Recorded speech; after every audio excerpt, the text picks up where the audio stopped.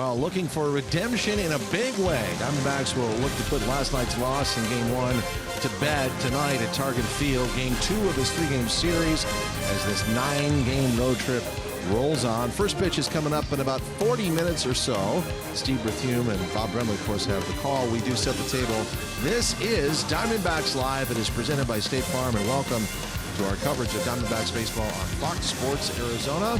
Hi again, everyone. I am Todd Walsh, and welcome to it. Now, as painful as it is to get to, I think we do have to at least tip our caps to the Minnesota Twins. Big win for them last night in their wild card aspirations as they came back to defeat the Diamondbacks. Now, remember, Arizona looked like they had Twins pitcher Irvin Santana figured out. They had 3 runs after an inning and a half, but the Twins began to chip away, and then they ran away. It's our State Farm winning combo, and how can you not look to this? They did it with speed and power. The speed, well, that's in the form of Byron Buxton. What a night.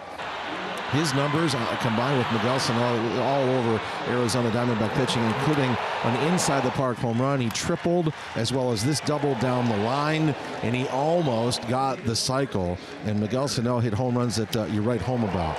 Epic blasts here. In fact, the Twins hit 6 home runs altogether, 17 hits, 11 for extra bases, 10 unanswered runs in a 10-3 win. For Buxton, running around the bases on the inside of the park home run, by the way, he did it in 13.85. 13.85. Why do I bring that up? Because I can tell you that at least one Little League team here today in Minnetonka, after practice, first day of fall ball, the coaches gathered the players at home base. One by one, they timed them and said, run around the bases as fast as you can, as fast as Buxton. Didn't take long for that to sink in here in Minneapolis, St. Paul. So let's get to Game 2, and when we do, we look to the pitching matchup, and here we go with our CenturyLink What's Next. It is Zach Greinke against Jose Berríos of the Minnesota Twins. Berríos knocked around in his last start against Detroit, 3 1/3, 6 hits and 6 runs, and the loss. You see his numbers on the year with an ERA at 4.27, but let's focus on Zach Greinke, the ace of the staff, and he acted like it in his last start back at Chase Field, bouncing back from his first home loss of the year earlier to the Los Angeles Dodgers as he completely stymied the Houston Astros. I love what manager Troy Lovello said, that he just didn't concede anything. Look at his numbers at 100 pitches, no runs, 2 walks. He struck out 9, 5 hits. A very quiet night for the high-powered Houston Astros. So the Diamondbacks looking for a repeat, certainly, of that here tonight from Zach Greinke, who's been around the Central Division of the American League for a while. You see his numbers lifetime against the Minnesota Twins. Remember his early days with the Kansas City Royals, but he hasn't been here in a while. Just one time since 2012, and that was a win with the Dodgers, 6 innings and a run at Target Field. Zach Greinke on the mound for the Arizona Diamondbacks. The rotation, by the way, set for New York: Taijuan Walker, Patrick Corbin, Zach Godley, and Robbie Ray. But for tomorrow, still to be determined, although it looks a lot like it's Braden Shipley. Back with more in a moment.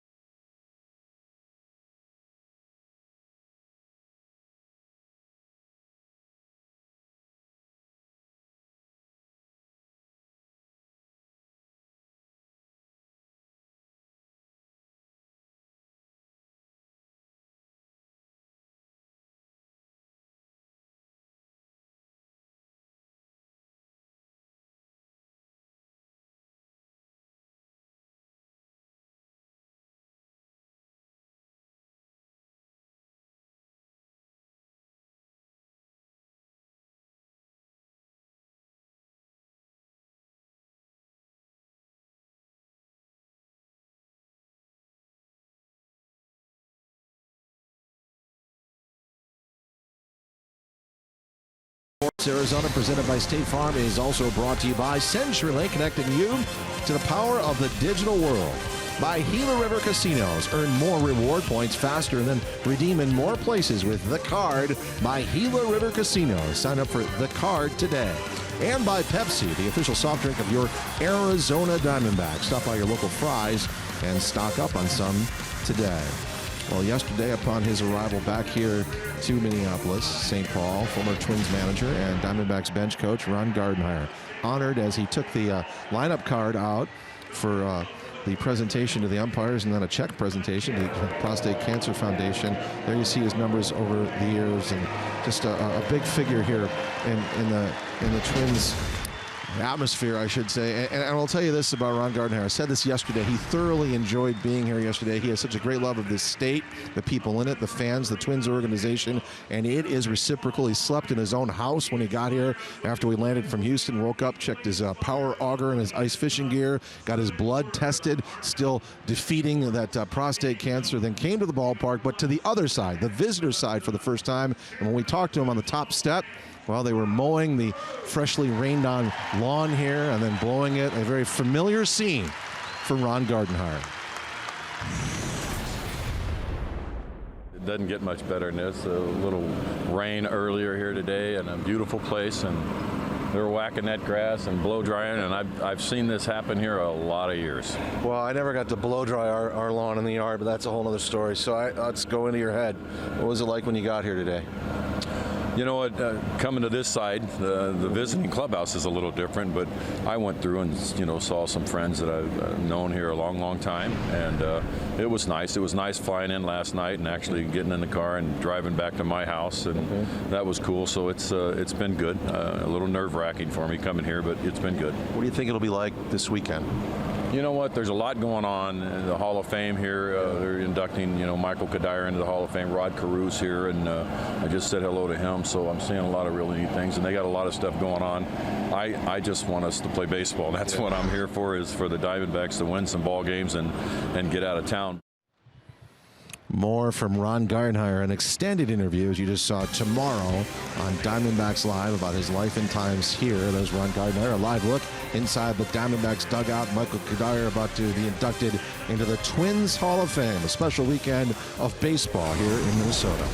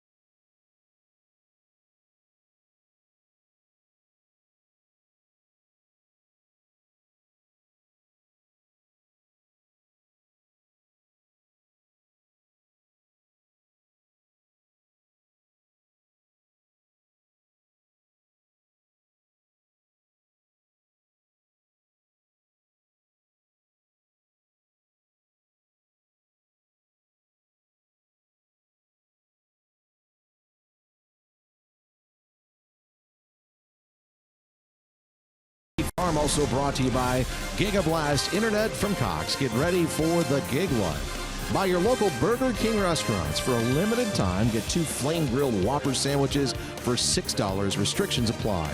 By Tire Pros, everything rotates around you. And by our friends at Buick. Back to Target Field, Twins and Diamondbacks, game 2 of 3 on this beautiful Saturday late afternoon. And again, there's Michael Kadire, the former Twin outfielder, going into the Minnesota Twins Hall of Fame. You see his numbers in 11 seasons with Minnesota. Won the batting title in 2013. 11 years here, 2 times. He was an all-star. Rousing round of applause for him just moments ago, along with Rod Carew, Tom Kelly, and several of the other Hall of Famers. But I clearly remember Michael Kadire roaming the outfield here. And speaking of all-star outfielders, the Diamondbacks, of course, have one of their own, and that would be A.J. Pollock. And I sat down with A.J. recently, coming up for our next installment of the Local 9, which debuts on Sunday after our game. Now, as you know, he is an outfielder by trade, but what you might not know yet is that he is a global traveler by design. Drop some names and places that you've been in the last 6 to 8 months. Where have you gone? What have you done? South Africa was the big one. England. We usually do Australia every couple years. New Zealand, Costa Rica, France. I got a lot of stuff that I need to check off too, though. You know, we had when Tom Willingham in here. That guy's been everywhere too, and he keeps a little book of. You know, he's got 4-star places he wants to see, and he knows everywhere. So I'm hopefully to check off a couple 4-star places to go see. Let's localize it. How about in-state? How far have you wandered? We got a great state. Been to the Grand Canyon, Sedona, Payson, Flagstaff. We were in Tucson, obviously, when we had spring training there. So I know Tucson really well. I want to do the Grand Canyon a little more. I want to do. I mean, I was there for a day, and I think it's kind of more than that. Yeah. I love hiking, so. My suggestion, I just did Monument Valley. I've been here for 31 years. Blew my mind. Really? It's worth it. Nice. Do a little Flagstaff and go across. And I'm in. Oh, yes. A.J. Pollock, the Local 9. We'll see that on Sunday immediately after our game here at Target Field. You're in the cage with him. Our countdown to first pitch now approaching 20 minutes for Game 2.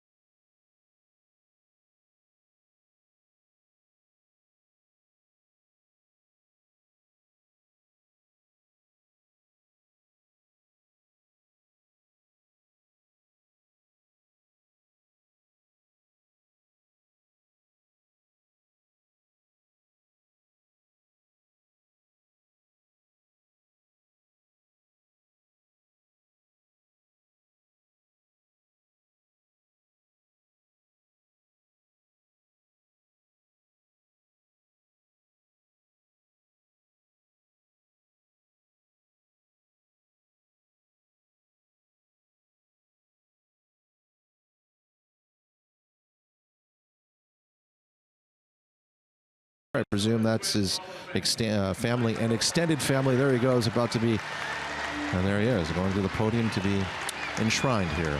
One of the all-time greats in Minnesota Twins history. It's a pleasure to be around this great facility. It's great to see it for the first time up close and personal. It's in my top 5 now in Major League Baseball. It's not a lot of bells and whistles. It's just beautiful and well thought out. All right, let's get to the thinking of Diamondbacks manager Torey Lovullo for Game 2 of this series. Here is his lineup: Peralta, Pollock, Lamb, Goldschmidt. You see JD Martinez is back. He was a late scratch yesterday.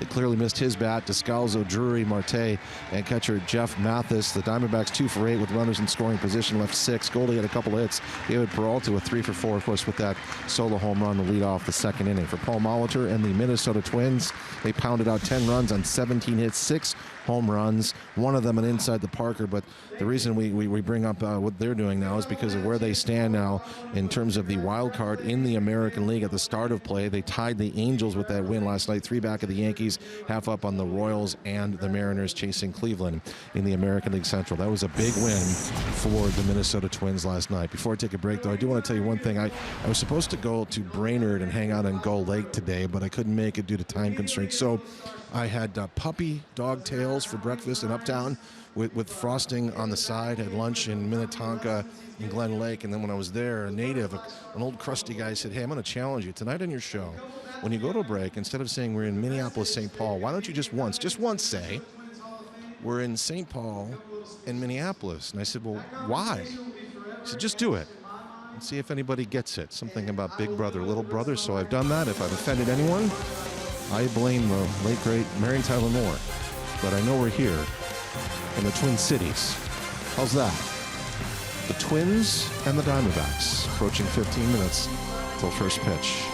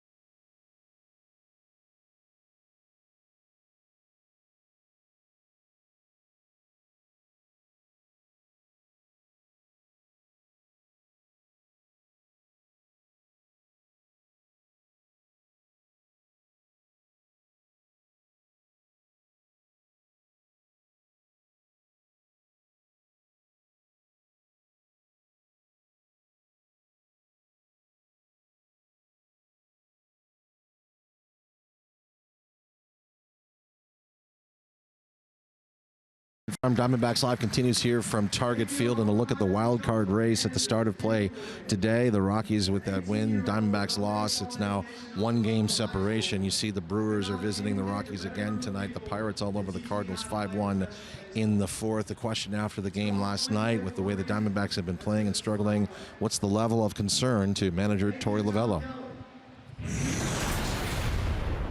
things that are concerning, that are very obvious and apparent. I mean, when you lose a game, it's frustrating, and you lose a game without execution on the mound, it's frustrating. So that's what really I'm going to focus on tonight, and I know these guys will do the same.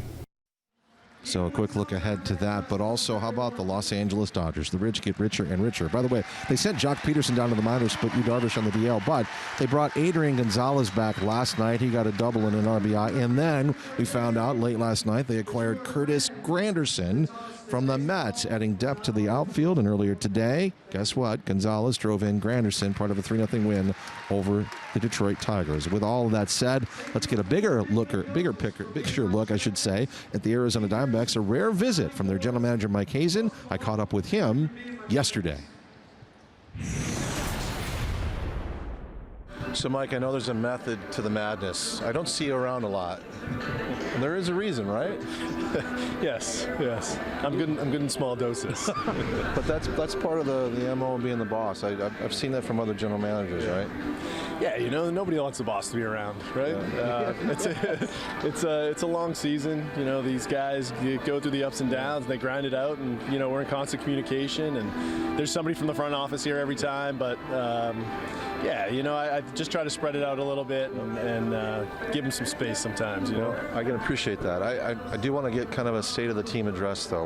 What's your sense right now of this group at this moment? Well, I think, where we're standing in aggregate, I think we're feeling pretty good about things. The division obviously has kind of gotten away from us a bit ago, but, we feel pretty good where we're at in the standings with the wild card, and anytime you get in, I think you're in a pretty good spot. Knowing that we need to play better than we have sort of over the last couple weeks, 4 or 5 weeks since the All-Star break. And, I think from a consistency and execution standpoint, guys have played hard. We're getting after it. I know we're putting a lot of work in with regard to information and advanced work and things like that. But we're confident in the group that's here and the guys that are here and the talent that is here, and that we're going to see this through. I was talking to Tori the other day, and maybe this is too easy of a blanket statement, but I lead all the leagues in that. But it's not any one area. Is there any solace to you in that? It just seems like it's sort of a lot of things, and maybe that has a lot to do with it's August and a certain point of the season. Does that make any sense to you? It does. I mean, you're going to go through periods, peaks and valleys during the course of every season. The season is too long not to. Nobody can sustain a level of performance that we were sustaining really through the entire first half of the season. We weren't going to sustain that. Right. We knew that. That's why we looked to do what we did at the All-Star break or the trading deadline and make some changes. And, sometimes those changes take a little bit to you get into the rhythm of the club. We did make some fairly sizable changes to the lineup. We've had some injuries that we've had to kind of go through various permutations of how the lineup's going to look or on the team on the field. But again, overall, feel really good about the quality and the talent, the pitching staff and what they've done, the position player group as a whole. These guys are going to figure it out. One last thing, is this pretty much the roster you think you'll have for this the one moving forward? I think that's probably fairly safe at this point. Okay. The August waiver period is tricky, and if nothing comes up by August 31st, everyone's basically stuck at that point. There may be things that come across the waiver wire. There may be things small deals that pop up but at this point, I'd anticipate this is our club, and as I've said before, we feel really good about that. If it matters, it's good to see you. Thanks. It's good to see you too. Thank you. Thank you. I know he doesn't necessarily enjoy talking to us on camera, but I think we really enjoyed talking to him. He's so articulate about the process and what he's doing with this baseball team. I talked to Tori Lavella today about what it's like to have the boss out here every now and again. They have such a special relationship. They love to chew over everything, every aspect of this team and the organization. But I think you appreciate also the fact that he knows when to kind of peel back and not have the boss peering over everybody's shoulder. But you could tell they were talking about who's going to start tomorrow. You could just sense the discussions that were going on about the rotation for that Mets series. Again, by the way, that was announced earlier today that we'll see Walker, Corbin, Godley, and Robbie Ray. So Robbie Ray is here, and we'll hear from him later on in this road trip. Before we close out Diamondbacks Live, though, let's look back to tonight's starting pitcher for the Arizona Diamondbacks, and that, of course, is Zach Greinke.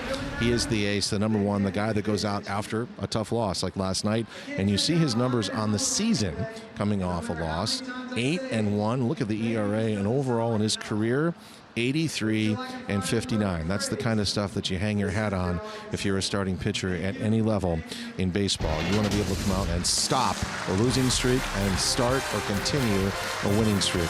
Hall of Famers about here on the field at Target Field. Michael Kadaya, the next member of the Minnesota Twins Hall of Fame. There's the embrace with Rod Carew. How cool is that? Ron Gardenhire applauds, as he should, as we do as well. Steve and Bob have the call. Game 2 of 3. It's next.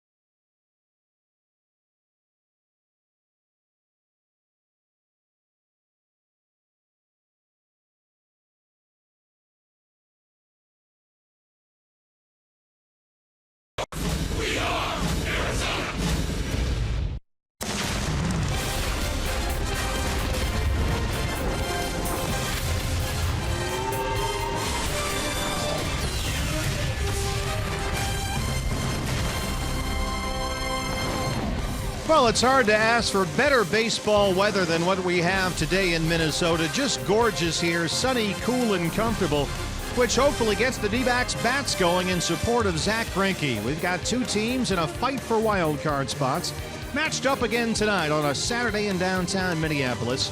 It's the D-backs and the Twins on Fox Sports Arizona.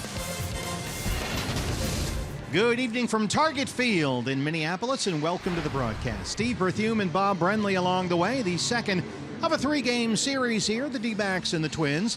And we are excited about the pitching matchup we have for you today. Let's start, Bob, with Zach Greinke coming off a win over the Astros in his last start on Monday. Yeah, pitched into the 7th inning of that game, shut out the Astros on 5 hits. Zach is one of 3 pitchers in the majors looking for win number 15 tonight, along with Chris Sale and Jason Vargas. He has been outstanding this season. It's very tough to find any fault with Zach's game lately.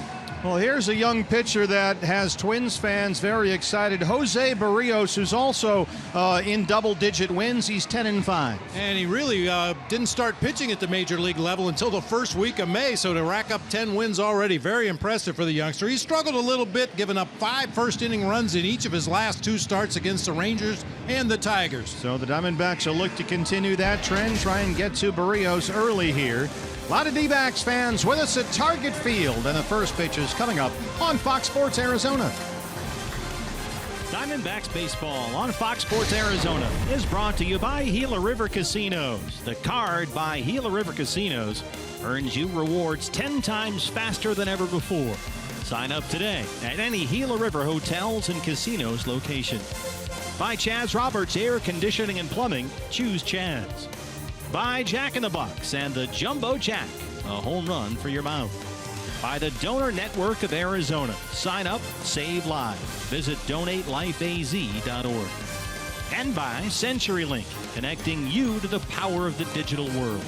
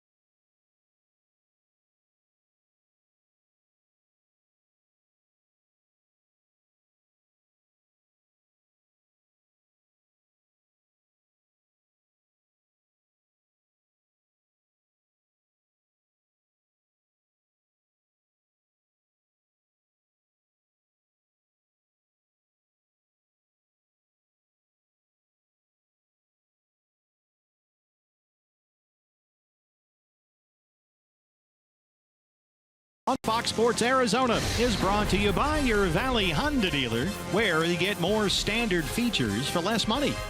By Tire Pros, everything rotates around you. By Gigablast, internet from Cox. Get ready for the gig life. By Oregano, step up to the plate for a guaranteed home run at Oregano's, your neighborhood pizza joint, location statewide. And by State Farm. State Farm is here to help life go right. Talk to an agent today or call 1-800-STATE-FARM. Just a beautiful late summer evening here in downtown Minneapolis, Minnesota. It's the D-backs and the Twins. A Midwest summer night here. Steve Berthew, Bob Brentley, and Todd Walsh with you as the Diamondbacks try and even this series with the Twins at a game apiece. Let's take a look at your lineup for Arizona. It's presented by your Valley Chevy dealers. Here's how Torrey's going to line them up tonight. David Peralta leading off once again out in left field. A.J. Pollock will be in center field. Jake Lamb at third base. Paul Goldschmidt at first. J.D. Martinez back in the lineup in right field tonight. Daniel Descalso will be at second base. Brandon Drury will serve as the DH once again tonight. Ketel Marte will be at shortstop. Jeff Mathis will do the catching for right-hander Zach Greinke. Your Ram truck starter for Minnesota, Jose Barrios, a promising 23-year-old right-hander. He's out of Puerto Rico. Twins first-round draft pick 5 years ago. An excellent start to the year, but starting, Bob, to come back to earth lately. Yeah, maybe the advanced scout catching up to him a little bit. Maybe the fatigue of a long major league season catching up to him a little bit. We mentioned his last 2 starts. He's given up 5 first-inning runs, something the Diamondbacks were able to do last night. Scored twice in the first, but couldn't really add on much after that. Nationwide Vision Centers gives us a look at the Twins defense. Byron Buxton, he was quite a show out in center field and at the plate last night for the Twins. He's in center field once again. Eddie Rosario in left. Max Kepler in right field. It'll be Escobar and Polanco on the left side of the infield with Dozier and Maurer on the right side. Jason Castro again doing the catching for the right-hander Jose Barrios. Angel Hernandez is our plate umpire tonight. John Tumpain at first, Sean Barber at second, and the crew chief Ted Barrett is at third. First pitch of the ball game from Jose Barrios is ball one, and we're underway. David Peralta leads it off. Fastball's a strike, and it's 1-1. David 307 and 13 homers. Had 3 hits last night, including that slicing home run ball into the left field corner back in the second inning. And David has 3 home runs in his last 5 games. Diamondbacks looking to get going offensively.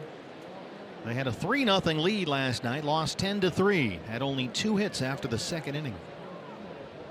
So Torey Lovullo and company looking for some offense against this young right-hander here tonight. That's chop foul behind Dave McKay at first.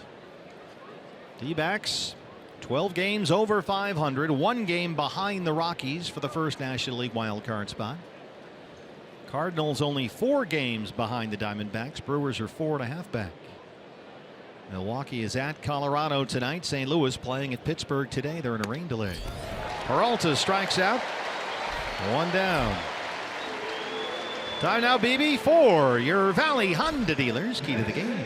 Well, we want to see a complete game, and certainly that can apply to Zach Greinke. We'd love to see that on the mound, but we'd really like to see a complete game from the offense. They've had some outings this year recently where they score a bunch of runs in 1 inning and then go to sleep for the rest of the ball game. Love to see the offense click for 9 innings tonight. Oh, A.J. Pollock had a single in the second inning last night. He was 1 for 4. Fastball in. It's a ball and no strikes. A.J. 273. He's got 5 home runs. Minnesota comes in playing well lately. They've won 9 of their last 12, including the series opener last night. Popped up near the mound. And it'll be Polanco, the shortstop. 2 outs.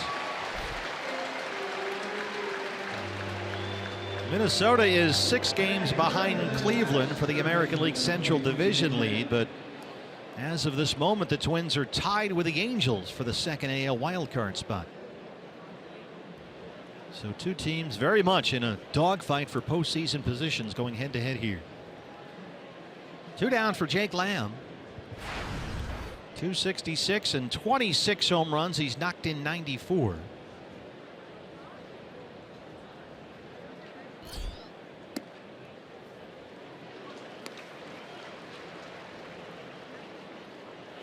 First pitch breaking ball there, and he steals strike 1. Jake had a first inning RBI single last night. He's now got a 6-game hit streak. Fastball away, missed. It's 1-1. And Barrios will throw a 4-seam fastball, a 2-seam sinker, a curveball, real good breaking ball. Occasionally he'll throw it in the strike zone. Other times he'll try to bounce it and get some swings and misses. Also has a straight changeup you'll see from time to time. Likes the curveball to right-handers, and as we've seen so far in this at bat, likes to go after the lefties with that fastball. That was a good one there. He jumps ahead 1-2.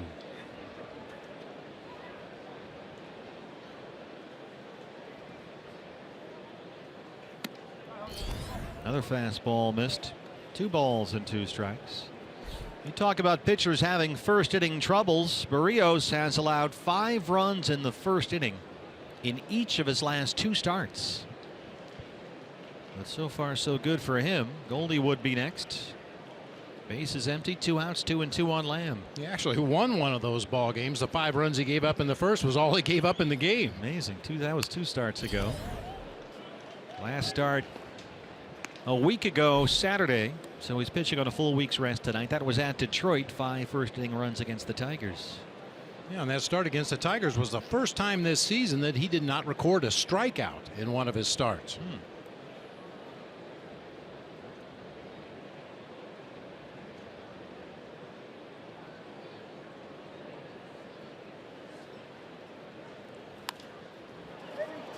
Popped up near the Twins dugout. Castro will give it a look, but it's in the seats. Jose Barrios opened this year with AAA Rochester. Called up to the Twins for the first time this year in the middle of May. And in both of his first 2 starts this year, he gave up only 2 hits in 7 2/3. Beat the Indians and beat the Rockies. And near the end of June, his record was 7-1. But he's come back to earth a bit lately. He's won only 3 times in 9 starts since that point, and his ERA in his last 9 starts is 6.20.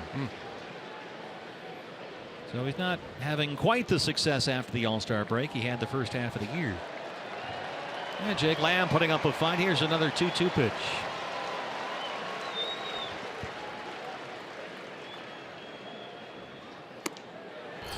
Missed with a fastball away, and it's full 3-2.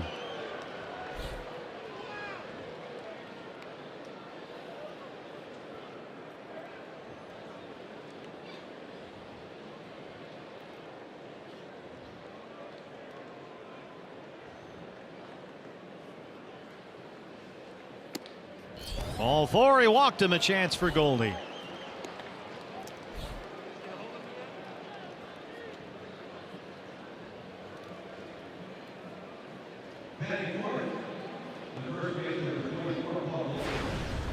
Goldie, 321, 29 home runs and 96 runs batted in.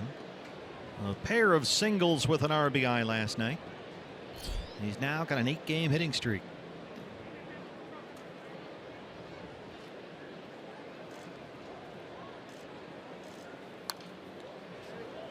As you mentioned, 2 knocks for Goldie last night, including that RBI single in the first inning. Boy, things were looking good for the D-backs early in that game last night. 3 hits and 2 runs in the first inning.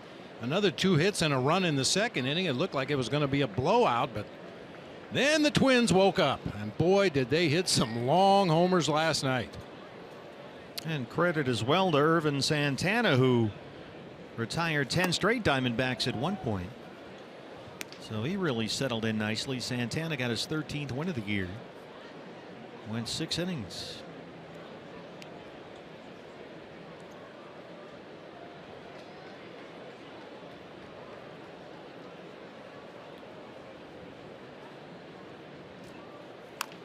Looked like for a while last night it was going to be a very short night for Irvin Santana. But A.J. Pollock had that 2-out single in the second inning. And then Santana retired the next 10 he faced. Diamondbacks had 2 base hits after the second inning, a Goldie single in the 6th, and a Peralta single in the 7th. That was it.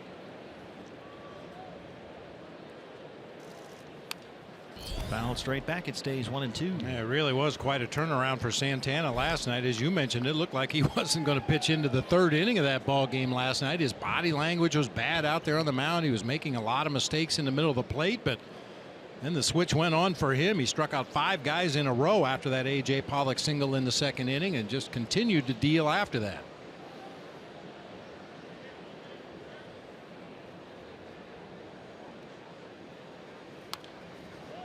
Late swing there by Goldie. That's the Barrios curveball he likes to throw to righties.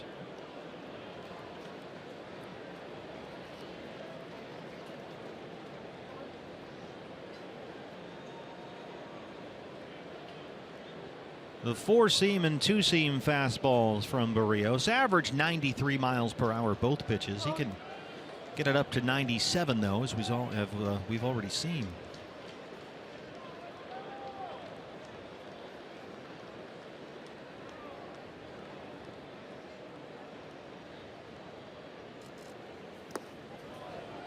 Goldie lays off another curveball, and it's 2-2.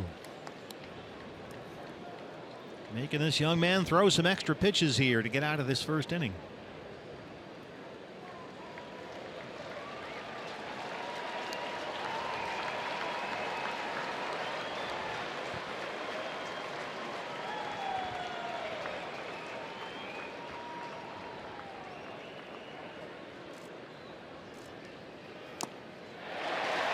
Foul tip, and Castro hangs on. 2 strikeouts in the inning for Jose Barrios. Zach Greinke coming up.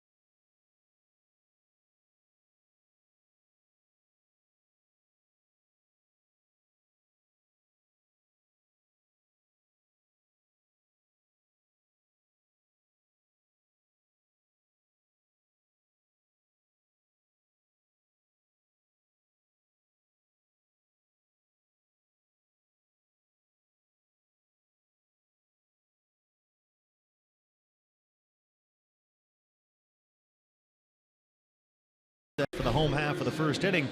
And your Ram truck starting pitcher for the Diamondbacks is the right-hander Zack Greinke.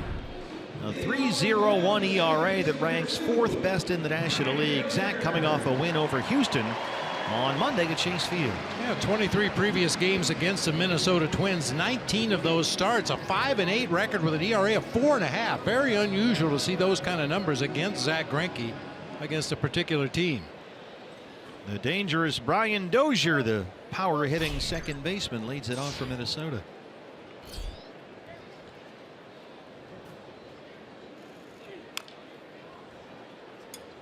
First pitch slider from Greinke. Dozier 256 now with 24 home runs. He homered, walked last night. He also struck out 3 times.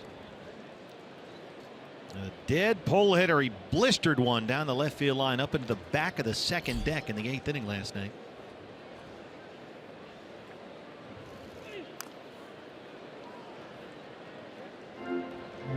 This was Brian Dozier of the ball game last night. Look out.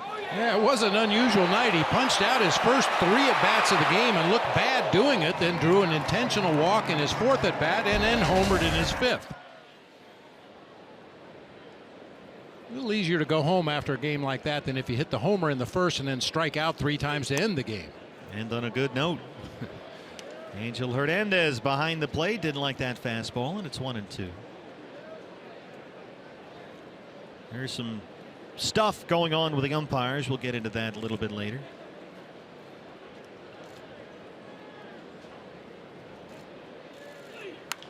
And as it often does, the controversy involves Angel Hernandez, who was our plate umpire tonight. I guess we might as well do it now. See that white armband? Angel Hernandez the other day ejected Ian Kinsler from a ball game 2 pitches into the game. Kinsler had some very negative comments about Angel Hernandez. He was not suspended, and the umpires are wearing, most of them are wearing white armbands in protest of the lack of an Ian Kinsler suspension. That's the best way to put it. Some of them are wearing the armband, some of them are not. It's always been my understanding that players were not allowed to wear white wristbands, because of the possibility of an outfielder making a diving catch. The ball pops out of the glove. Is it the ball? Is it the white wristband? I guess it's okay for the umpires to wear a right wristband right behind the hitting zone. Well, the World Umpire Association governing board issued a statement today saying that most of the issue was with what Kinsler had to say after the game. He had some very negative comments about Angel Hernandez, and there was no repercussions, and the Umpires Association is upset about that, so that's where that stands. Long at bat here for Dozier, 3-2.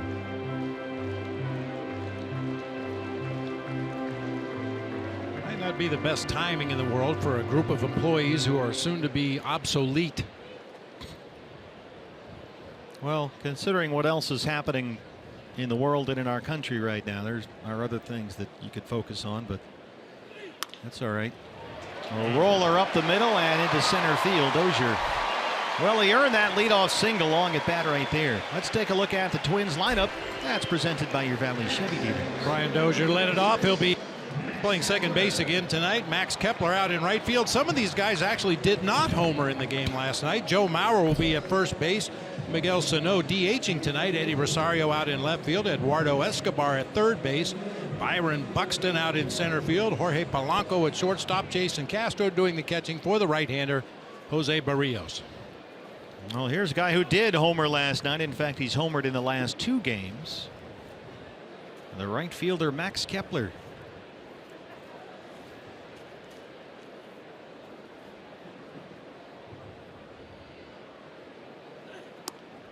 Joe's bunt pulls back, takes a strike. This was Kepler upper deck in right center last night, his 2nd consecutive game with a home run. This led off the 3rd against Zach Godley. I got to tell you, partner, this is one of the more deceiving ballparks in all of baseball. You know, I actually watched you watch batting practice today, and you still haven't figured it out. Unbelievable. J.D. Martinez took a round of batting practice. He took 8 swings and hit 7 balls in the upper deck in right field. it looks like it's a mile and a half away. It really does. Now, this is a huge yard. It's a gorgeous ballpark, but that looks like it is way out there. I think it might have something to do with the height of the bleachers out in left field and left center and right center. They go straight up in the air. But it's easily reachable, as we have seen. Certainly was last night. Yeah. Those 2 home runs that Miguel Sano hit combined went over 900 feet. There's the Greinke curveball. That's the way to get Max Kepler. He has shown so far in his young major league career a real weakness for breaking balls. A lot of his strikeouts have come against the curveball on pitches just like that. Yeah, not unusual for a young player. You work your way through the minor league system, and usually you get to the big leagues because you can hit a fastball. And then you get to the big leagues and you rarely see fastballs. Mathis thought about throwing down to first, but dropped the ball. It's 2-2 on Kepler. Yeah, he was going to try to back pick down there on Brian Dozier. Just lost a handle on the ball. Yeah, Kepler is a guy that can catch up to a hard fastball. He's got no problems with that, but he will struggle against a big breaking ball. So let's see what Greinke wants to throw here on 2-2. I think it's the hard changeup. Mathis is set up there, down and away. Full count, 3-2. He's gone full on the first 2 hitters of the ball game so far. Joe Mauer on deck.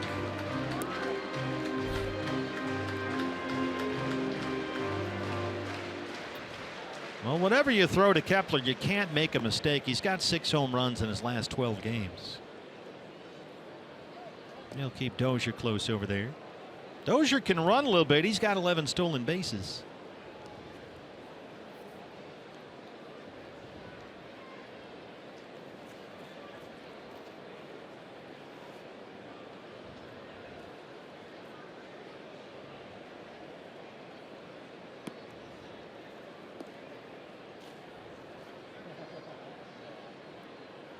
Dozier breaks for second. Kepler hits it to Descalso, who smothers it and makes a terrific play. Daniel Descalso gets the out at first. No chance to get Dozier, who was running on the pitch. Oh, a nice play by Daniel. Really closed some ground there. You can see where he's positioned for the left-handed hitting Kepler. Had to go way to his right, make that diving stop. No chance to get Dozier at second since he was on the move with the pitch, but Descalso fires on to first in time to get the out there. There's Mauer now. Singled twice, struck out twice last night. 285 and 6 home runs.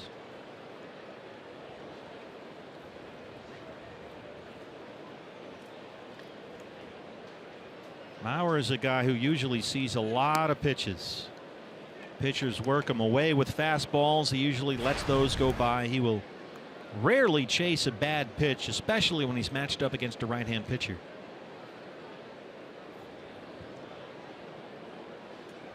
Dozier at second, 1 out, 0-1 on Mauer. In with a fastball, and it's 1-1. Usually against a righty, Mauer is looking to go the other way. Left or left center. AJ in center, shaded over there just a bit. And there's Sano again, sneaking up on home plate from that first base on deck circle. He often works his way into the camera shot. He's so close. In fact, there he is, top left.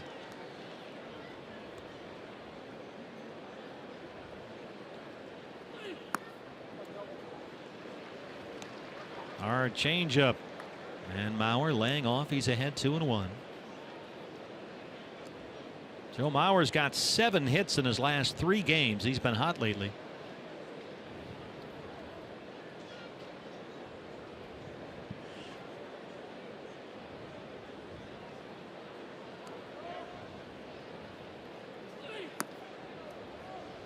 Fastball not there, laying off that pitch, and it's 3-1. Big Miguel Sano. What a show he put on here last night. That was something to see. 2 home runs, both 450 feet plus. Yep. But Greinke behind on Joe Mauer here, 3-1. Trying to come in with a fastball, and Mauer again sees a whole bunch of pitches and works a walk. Let's take a look at the Diamondbacks defensively. That's presented by Nationwide Vision Centers. David Peralta in left field, A.J. Pollock in center, J.D. Martinez over in right field. It'll be Jake Lamb and Ketel Marte on the left side of the infield with Daniel Descalso, Paul Goldschmidt on the right side. Jeff Mathis, as usual, doing the catching for right-hander Zach Greinke. Well, here is Miguel Sano. And this is what he did last night. First in the 7th inning, upper deck left center. Officially, this was 440 according to StatCast. Looked longer. And then in the 8th, top deck high above left at 469 feet. The longest of his career. So that's 909 feet worth of home runs on 2 swings. So he's now got 28 on the year, hitting 268. 3 for 4 last night.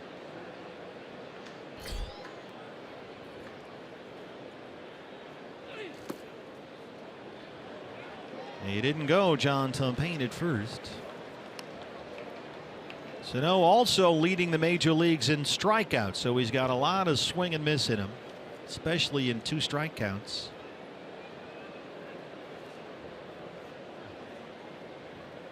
I asked Torrey, what are you going to do with Sano tonight? And he said, you know, that's a good question. And well, right there was an indication. He said, you know, what might work and what we think might work is crowded. Like they tried to get that fastball in there. It was down, but it was in. Get him off the plate a little bit, some fastballs in, and then some good quality breaking pitches with good depth, and hopefully he'll chase those. Now, last night he got some hangers, so the breaking ball obviously needs to be good and tight and down. 2-0. Dropped a curveball in there.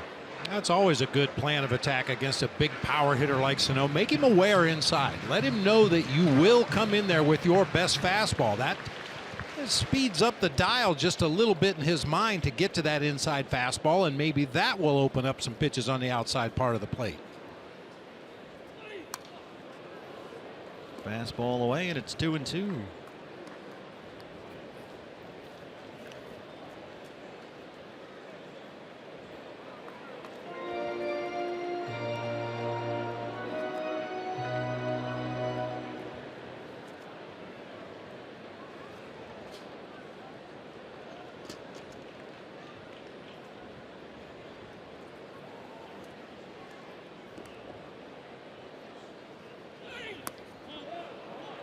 He didn't go. No, says John Tumpain. He laid off the slider and he's worked it full.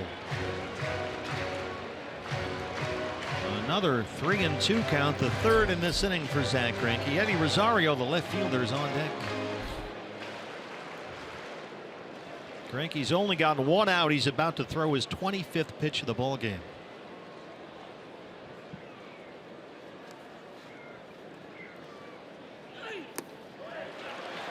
All right, another breaking ball away, and again Sano, who usually bites on those, lays off, and the bases are loaded with 1 out.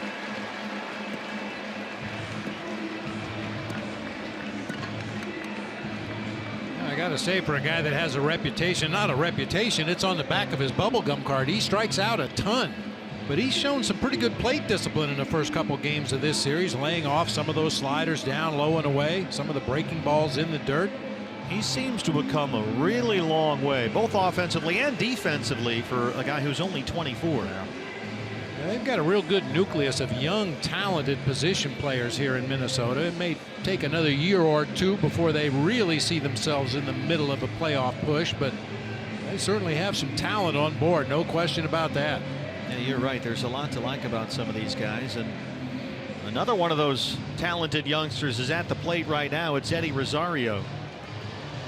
Bases loaded, 1 down, and Rosario steps in. He had 3 hits last night, including a pair of doubles, hitting .301 with 16 home runs. And this is a guy who was up there generally looking for fastballs. Dozier's at 3rd, Mauer at 2nd, and Sano at 1st. Maybe they'll send Sano home from 1st again like last night. That didn't work out too well for the Twins.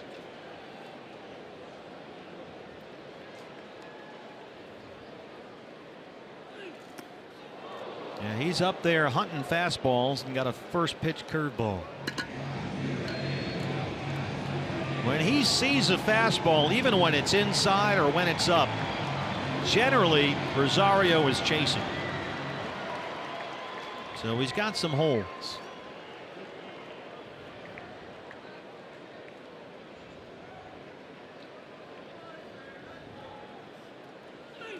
There it is. Jumped on the fastball, popped it up. Infield fly rule. 2 outs. I just love the fact that Zach Greinke is so plugged into the game. Once he lets that ball go, he feels like he's an extra defender on the field. That time Jake Lamb, Ketel Marte went after that little pop-up. There was nobody there to cover third. So Dozier was kind of edging off the bag in case it dropped, and who goes over there to cover? Zach Greinke came streaking over looking for a throw from Jake Lamb to try to double off Dozier. Another one of the home run hitters from last night. Eduardo Escobar in there at third base tonight. He homered and struck out 3 times in last night's series opener. Last night Escobar was the DH and Sano was at third. Tonight they switched.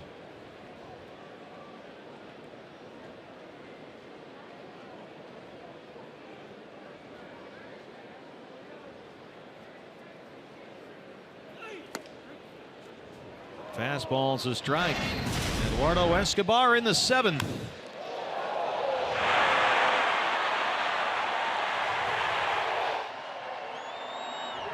And again, we were told the ball here in this ballpark flies out to left and to right center field. And that was certainly the case last night. Trying a curveball and missed. It's 1-1. Escobar, who earlier this week was stuck in a 1-for-26 slump, now has 5 hits in his last 3 games. 1-1.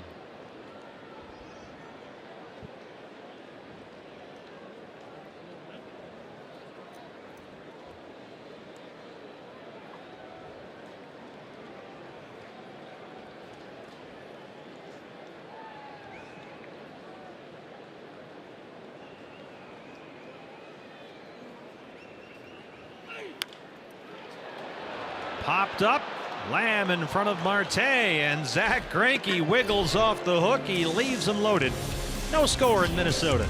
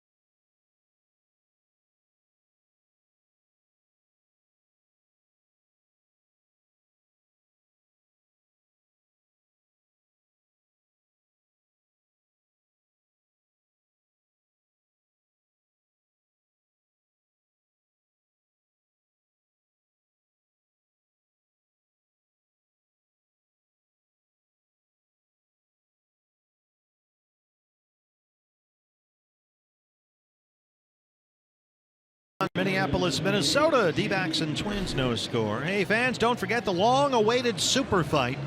Floyd Mayweather and Conor McGregor is here. It all begins Friday with the weigh-ins live on FS1. And then next Saturday, the action is on Fox as we host a special pre-fight show at 3 p.m. followed by a huge prelims card at 4. And then after the super fight, don't miss all the post-fight commentary or commentation, as some of the boxing guys would say. Interviews, all that on FS1. That was a Kevin Rooney line from the days back with Vinny Paz in Providence. J.D. Martinez is back, feeling better, and in the lineup tonight. A late scratch in the game last night, 285 and 24 homers.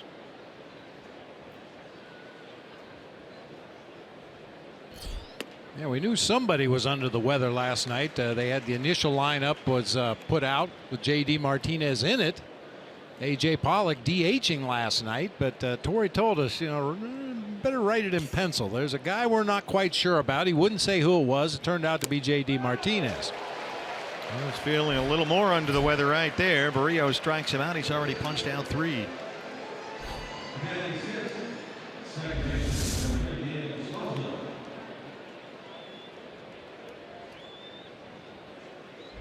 Brings up Daniel Descalso.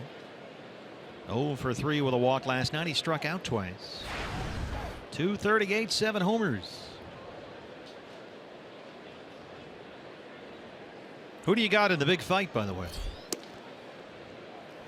It's hard to root for Floyd Mayweather for me, but I think given the rules that they're going to fight under, I think he's got a pretty good chance to wax McGregor. Well, with the alligators in there and stuff? Yeah, well. They didn't do that? This is not a cage fight, no. Can't kick, you can't throw elbows. I thought that's what Conor McGregor did, though. Well, he does. That's what he used to do. So he can't do any of that stuff? No, now he's got a box. Interesting. So Money Mayweather and Conor McGregor, big day on FS1. The weigh-in live Friday on FS1. Pre-fight and post-fight shows on Saturday. All starts at 4 o'clock on Saturday. I miss the days where there were big fights. Yeah, it used to be great. Hagler, Leonard back in those days. I mean, what a deal that was. All those Ali fights. Yeah. Joe Frazier, George Foreman. I remember going home on Friday nights, and on those rare occasions, my father would let me stay up till 11 o'clock. The Gillette Friday night fights were on. And it wasn't always marquee names. A lot of times it was a couple of palookas, but man, to get to stay up late to watch fights with Dad, man, that was big. Gonna watch the fights. High in the air, shallow center, Buxton coming in.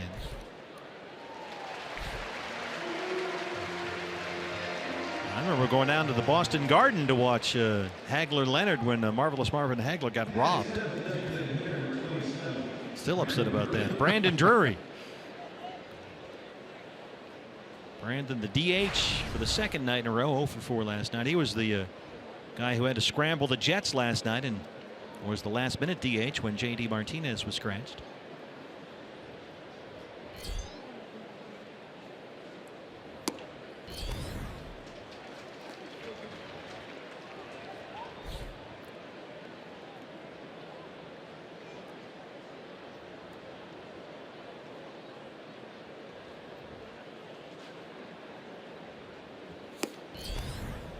Was there a fight in particular that you can remember on the old Friday night fights?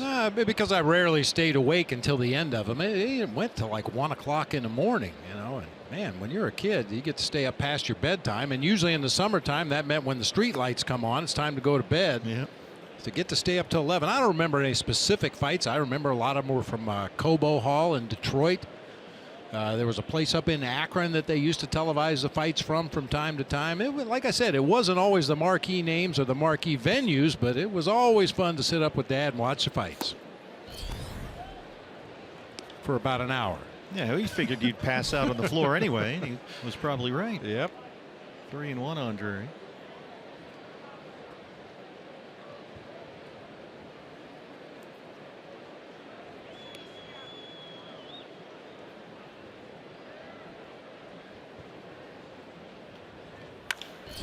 This is carved out the other way, right center, and that's going to get to the wall. It's stuck under there. It checked up on the dirt under the wall out there. Brandon Drury has a 2-out double.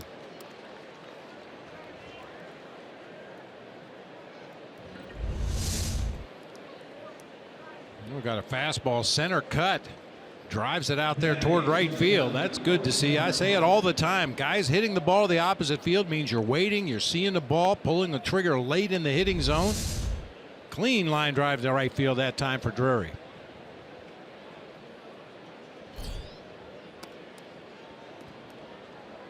Two-out RBI chance for Ketel Marte, the shortstop tonight.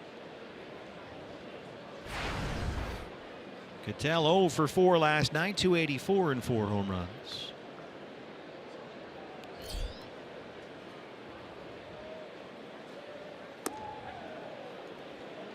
Fastball's in there for a strike. Ketel's 0 for last night, snapped his career best streak of 17 straight games, reaching base safely.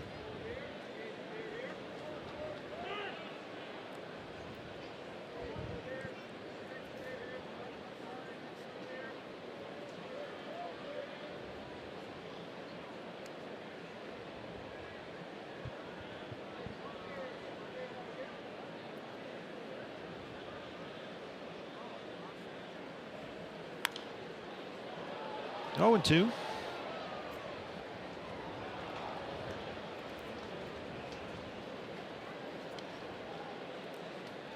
Brewers and Rockies are underway at Colorado. No score in the first inning. D-backs a game behind the Rockies. Chad Bettis pitching for Colorado tonight against the Brewers' Brandon Woodruff. St. Louis is at Pittsburgh today. That game was delayed by rain.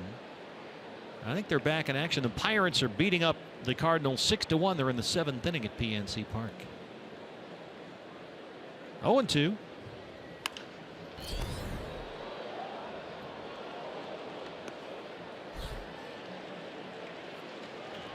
Twins tied with the Angels for the second American League wild card spot. Yankees are right there. Did you see the news about the Yankees today?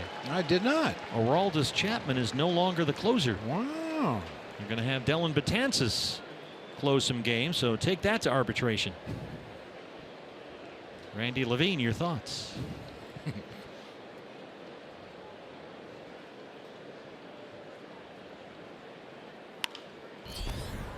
Along the left field line, maybe room for Escobar here, and foul ground, and he reaches out and gets it. Eduardo Escobar with a nice play. And they strand Drury at second base. No score here from Target Field.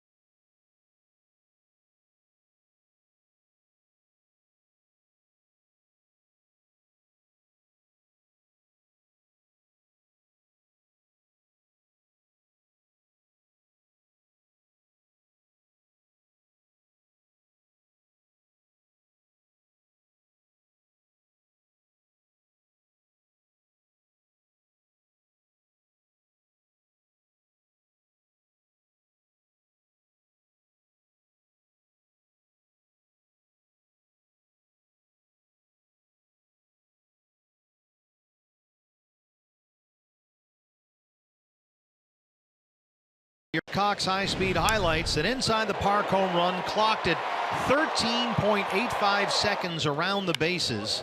The fastest time ever tracked by StatCast. And he was upset with himself because he said he broke stride around third base. He thought he could have done it even faster. So that triple that he hit his first time up last night in the second inning And the inside the park home run came in the 4th. He doubled in the 6th. And maybe you could argue should have had the cycle. He hit a ball up the middle hard in the 7th inning in his final at bat. But with the shift on, or the shade, it went right to Daniel Descalso. Otherwise, it was a base hit, and he would have had an inside the park home run included in his cycle, which hadn't happened since 1940 something. Wow. Now, this guy is an exciting player to watch. I mean, we get to see Billy Hamilton a couple times a year. Trey Turner with the Washington Nationals. A couple guys in the National League that can really burn.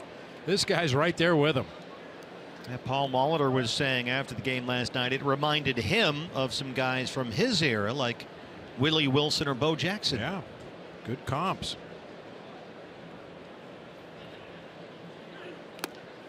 And he strikes out. Greinke's got him his first strikeout. Let's go down to Todd. Hey, I just wanted to interject, guys. I told this story on Diamondbacks Live, the pregame show. Happened to be out and about this morning visiting some friends in Minnetonka. And this is the depth of what happened for Twins fans, young Twins fans. Some of the fall leagues baseball teams started practice today, 10 and 11-year-olds. And one of the leagues I saw at the end of practice, Bobby would have loved this, one by one, the kids lined up at home plate. Coach had a stopwatch and said, let's get your inside the park home run time. It was fascinating. Well, that's good. Make it fun. Yep. Yeah. Here's Jorge Polanco, the shortstop. Diamondbacks will put 3 infielders on the right-hand side. Hey, Todd, you know they have a big lake out there in Minnetonka. Yeah. Oh. It was by Calhoun earlier today. Isn't that where Prince went swimming in the movie? This is where I fall off the cliff. No, really. Isn't that where he drove out on the motorcycle with what's her face there? And they got in the water? Apollonia? Yeah. I'm not so sure that was Minnetonka. It could have been one of the little I inlets think it or was something. Lake Yeah. Minnetonka. Take your word for it. What do I know? Let's go crazy. What were you doing out there, Todd? Yeah, one of my best friends lives here, played in the National Hockey League, so this was home for many, many years, and he's got a couple of kids that have fallen in love with the game of baseball, and I will thank the Diamondbacks for letting them come out and watch batting practice, and I know that you won't be surprised, but I actually told Paul Goldschmidt probably 30 minutes prior, hey, if you get a minute, and unbeknownst to me, I turned around 30 minutes later, and there was Paul standing there introducing himself to 2 starry-eyed kids staring up at one of the best players in the game. You know, I've seen him do that a number of times as Polanco strikes out. It's amazing that Goldie will, as you said, he'll go up to the kids. Yep. He won't wait for them to come up like most guys do. Goldie, he goes and he starts the conversation, which makes it twice as awe-inspiring for the youngsters. Absolutely, and we see that look on the kid's face almost every day we come to the ballpark. Goldie goes out of his way to make some little kid's day. Well, I told them, both of them, those 2 autograph balls that you have, go home, get a case, keep them out of the sun, and call me in 20 years. They'll be worth something. Are you going to buy them from him or what? Yeah, I'm going to put them in the garage. Oh, no. Next to the big ball of string. That's right. I just have a feeling those 2 autograph baseballs are going to mean something for a long time. We did a feature on that the other day about those moments that kids have at baseball stadiums all across America, and that was one of them when I watched it today. Jason Castro, the Twins catcher, the number 9 hitter, down 0-2. Well, that's good advice, Todd, to put those balls in a case and put them away somewhere, because I did not do that with one of my very first autographed baseballs from Jim Mudcat Grant. Oh, no. Mudcat came to our Little League banquet at the end of the season in Coshocton, Ohio. Came and gave a little speech and had the highlight film from the Indians' previous season and gave me an autographed baseball that I immediately went out and started whacking around the neighborhood. Mudcat Grant, a great Twins Yeah. pitcher for a while. Right back to the mound. Greinke reaches out and snares it. And after a bumpy first, he's retired 5 in a row. No score in Minnesota.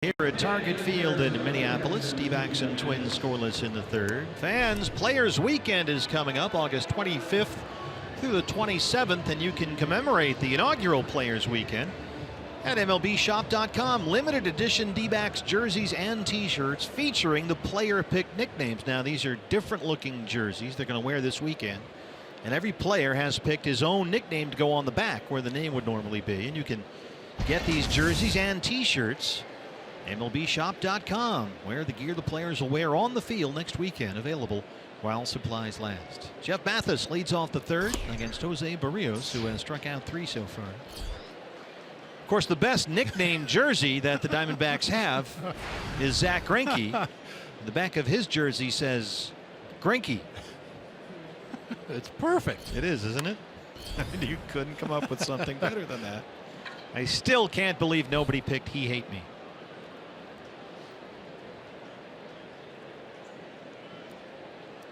Nobody in Major League Baseball. I have done a fairly thorough investigation. Yeah. I've yet to find one. Maybe somebody tried and it didn't get approved. I don't know how that works, but as far as I can tell, there is no He Hate Me.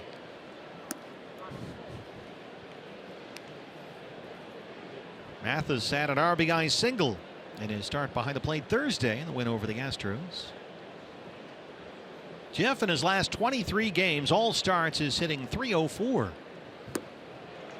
He strikes out here to open up the third, 4th strikeout of the day for Barrios.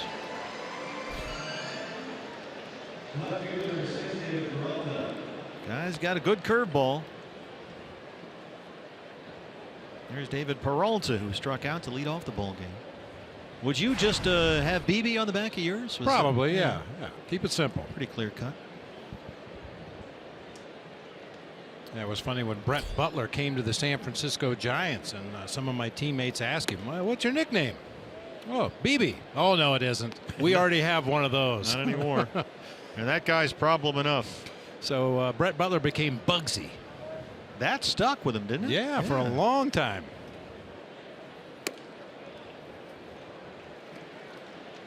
There are, can't find one at the moment. Oh, here they are. There are pictures of the jerseys at dbacks.com, MLB.com, and you can check out some of the nicknames. I have to admit, I don't understand most of them.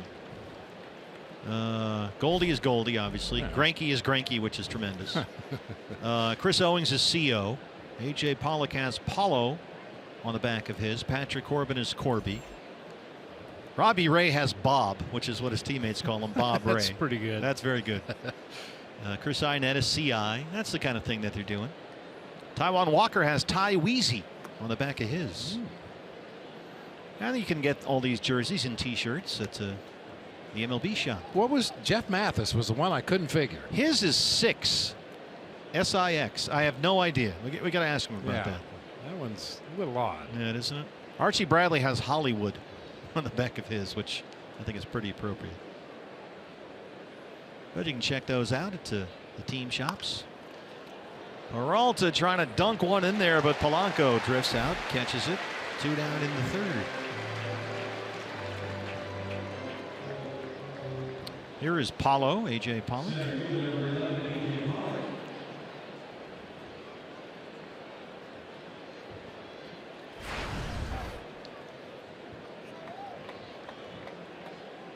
Jorge De La Rosa's jersey says George on the back.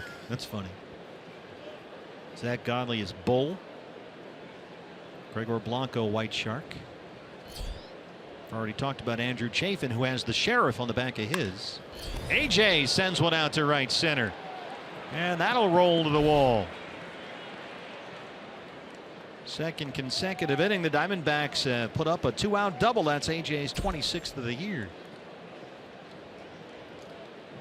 And much like the Brandon Drury approach on the opposite field double that he hit in the last inning, A.J. Pollock stays on a fastball middle of the plate and drives it to that gap in right center. That's where the hits are. That's how you work your way back when you're in a little bit of a offensive funk. And for A.J., I've mentioned it repeatedly on the telecast. I just think he's a little pull happy lately. Seeing him drive that ball to the opposite field, a really good sign. That's where he had his base hit in the second inning, just about out there yesterday. So another 2-out RBI chance. They stranded Drury at second in the second inning. Here's Jake Lamb now. Jake walked his first time up.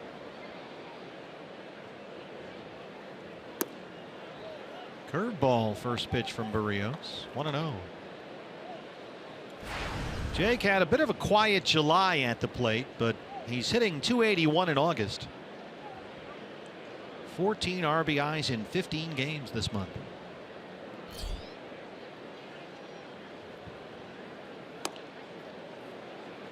Fastballs to strike it at 1-1.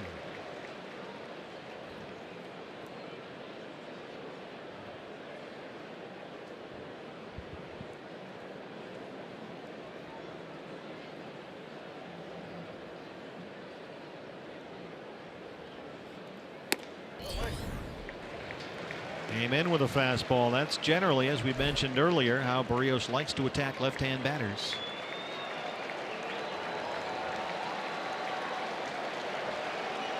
He's got a changeup, but it's not a very good one. It gets hit a lot. 1-2. Fastball away. 2 balls and 2 strikes.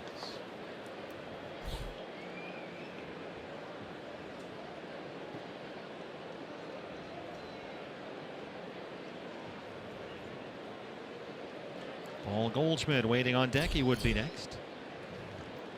Pollock at second with 2 outs. 2-2 on Jake Lamb. Swing and a miss. Got him with that curveball. 5 strikeouts for Barrios. No score here at Target Field.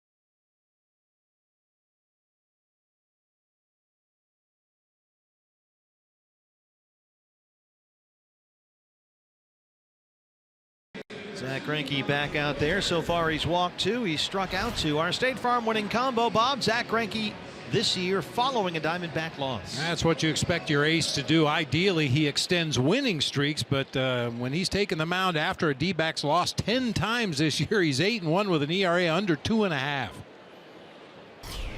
Brian Dozier, who had a good at bat to lead off the ball game, wound up with a single against Zach Greinke. Leads off the Minnesota third. Dozier, as we saw last night, will pull anything inside into that left field corner for extra bases. He is the polar opposite of DJ LeMahieu. Dozier, in fact, goes the other way, especially against right-hand pitchers, less frequently than nearly every player in the game. And it's been that way the last couple of years. Yanks that one down the line, but foul. And we mentioned it last night. The first move for Dozier is that left shoulder. The front side just flies open. The backside drops down underneath the front side, and he's looking to uppercut the ball. Wants to get it in the air to left field. I think you were spot on with your Dustin Pedroia comp last night. He looks just like Petey up there. Little guy that swings hard. That back leg kind of goes down a bit. It's like he's getting ready to lift a heavy object. The back half kind of sinks down. Changes that bat angle through the hitting zone, getting that uppercut swing that he's looking for. A little more level that time in a 2-strike count, just trying to fight off those borderline pitches and wait for that mistake inside. Well, here Dozier will chase pitches out of the zone with 2 strikes. He's done that a bunch since the All-Star break. And as we mentioned before, especially if it's a fastball in, he will swing at almost any fastball inside. Down and away. Curveball just did get a piece of it, and it taps foul. Dozier's home run last night, the 141st of his career. And that tied him with Michael Kadire for 10th most ever in Twins history. Kadire honored here today before the ball game, inducted into the Twins Hall of Fame. And it is Michael Kadire bobblehead night here tonight.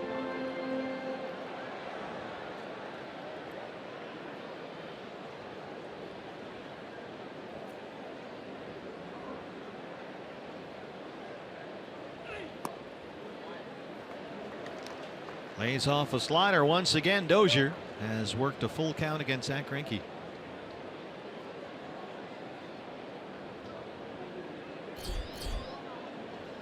Max Kepler on deck.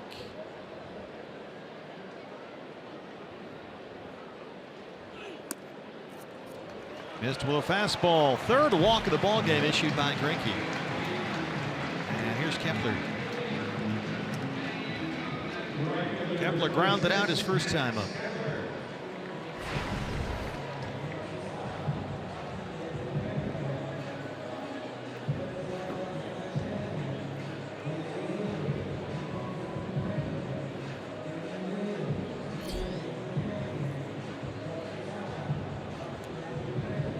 There's no aspect of what's going on around him on that baseball field of which Zach Greinke is unaware. He knows where all his defenders are and why they are there. He knows what he wants to throw that hitter at the plate. He knows what he needs to do to hold that runner close at first base and give his defense a chance to possibly turn 2 behind him. Curveball away.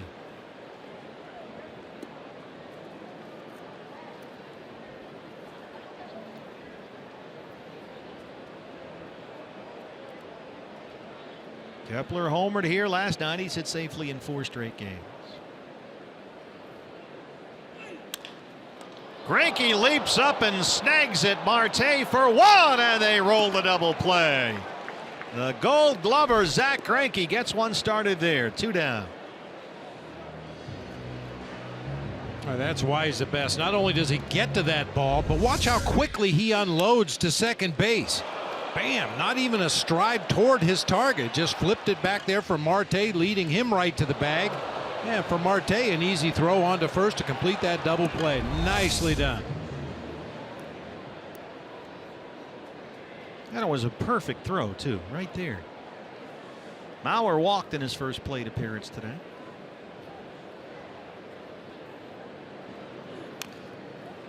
Takes a hack at a first pitch fastball. That's 0-1. Joe Mauer has multiple hits in 6 of his last 7 games in which he's come to bat. But these days he is primarily a singles hitter. You see just 6 home runs all year. Only 6 extra base hits since the All-Star break. I remember hearing about Joe Mauer that he's the Wade Boggs of catchers. This was several years ago. Now that could mean a number of things. Well, just that he takes his singles. He's a guy that'll flip little soft liners into left field or little rollers through the right side of the infield. He's only had more than 13 home runs 1 season of his career. He had 28. That was 2009. He was AL MVP. Yeah. Every other year he's 9, 10, 11 home runs, but hits 330 every year. Big guy up there, 6'5", 225. Now 34 years old, Joe Mauer. the St. Paul native.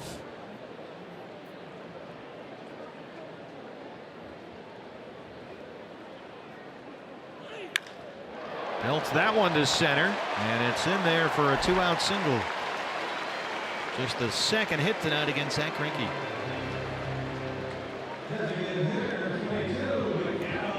And they'll deal with Miguel Sano again. Sano walked his first time, laid off some breaking balls that Greinke tried to get him to chase.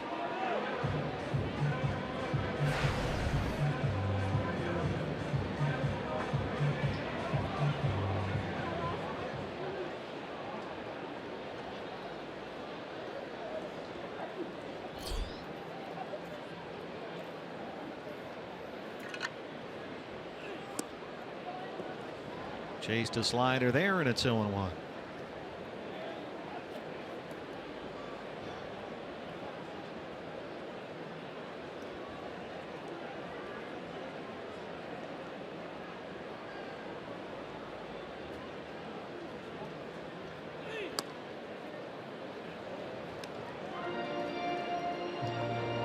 Miguel Sano, 6'4", 260 pounds, 24 years old.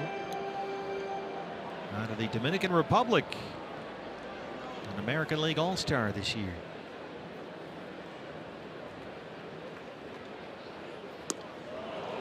There's the Ephus pitch, and Greinke strikes him out with a 67-mile-an-hour curveball, and he gets us to the 4th inning. Up next for the Diamondbacks, Paul Goldschmidt will lead it off. No score here from Minnesota.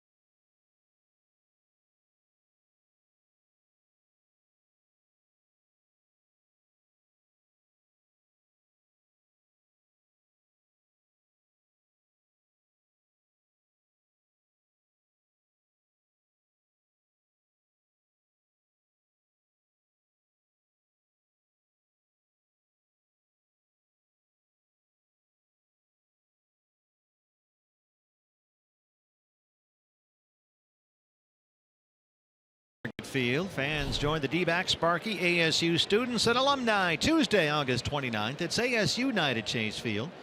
You can get a lower level baseline reserve ticket and a co-branded D-backs ASU soft style t-shirt for only $25. Check it out, dbacks.com/ASU.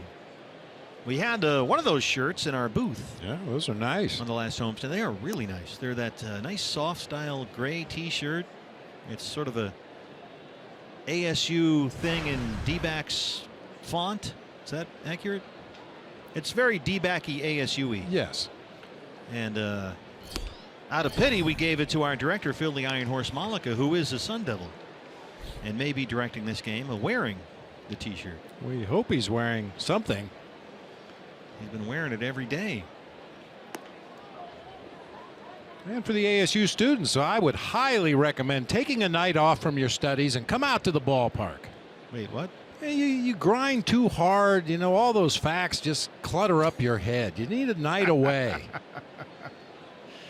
2-2 to Goldie. Reaches out and taps it back to Barrios. I'm not sure I'm comfortable with you encouraging young college academics to slack off.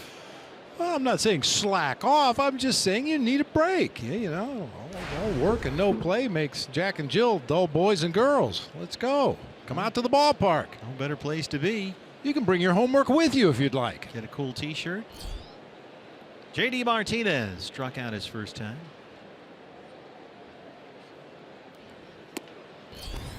J.D., having come over from Detroit in the American League Central, has played a lot in this ballpark. 27 games here at Target Field. He's hit .312 with 4 homers.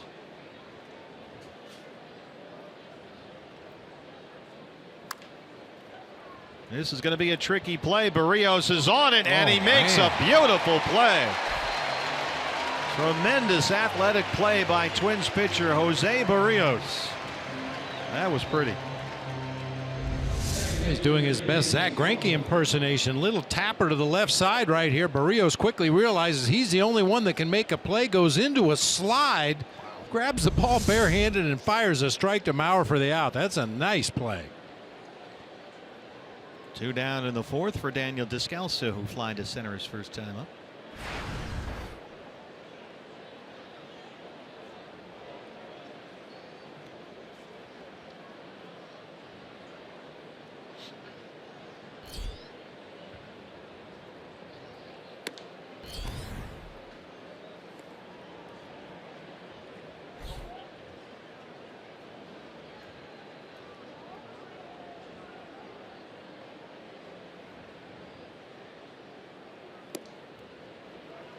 Fastballs to the lefty. See a lot of that from Barrios. He's behind 2-0.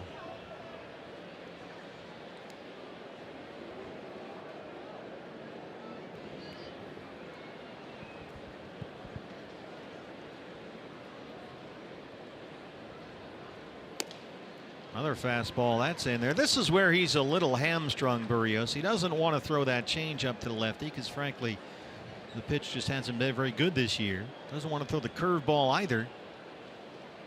He will occasionally throw that curve to a lefty. We've seen it once or twice so far, but it's pretty much all fastballs as it's been right here. Foul ground third base side. Escobar and Rosario runs it down. Bottom 4 on the way. No score in Minnesota.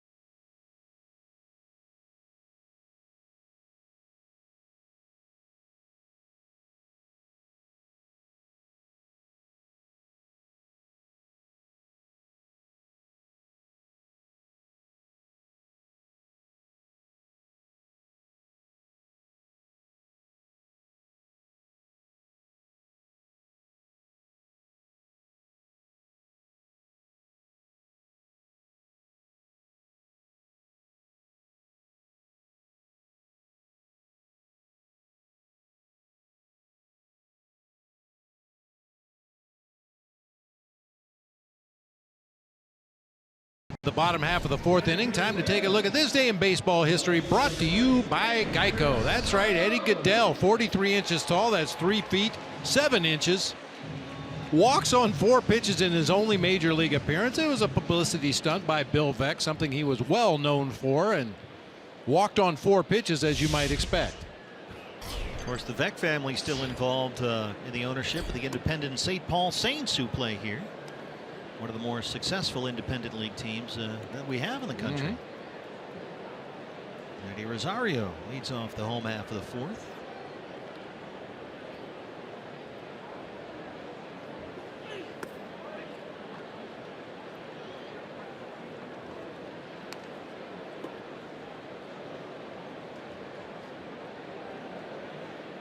I like when your staff is able to supplement the Geico historic moment with some pictures like that. Gives you a better sense of history. Visual aids. Production value, the whole segment is skyrocketed lately. Late swing there at that changeup, 2-1.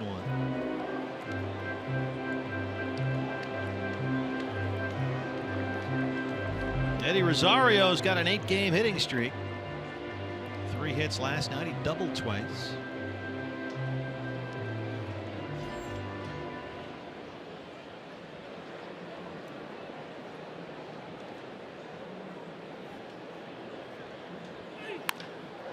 And he's got a knock right there.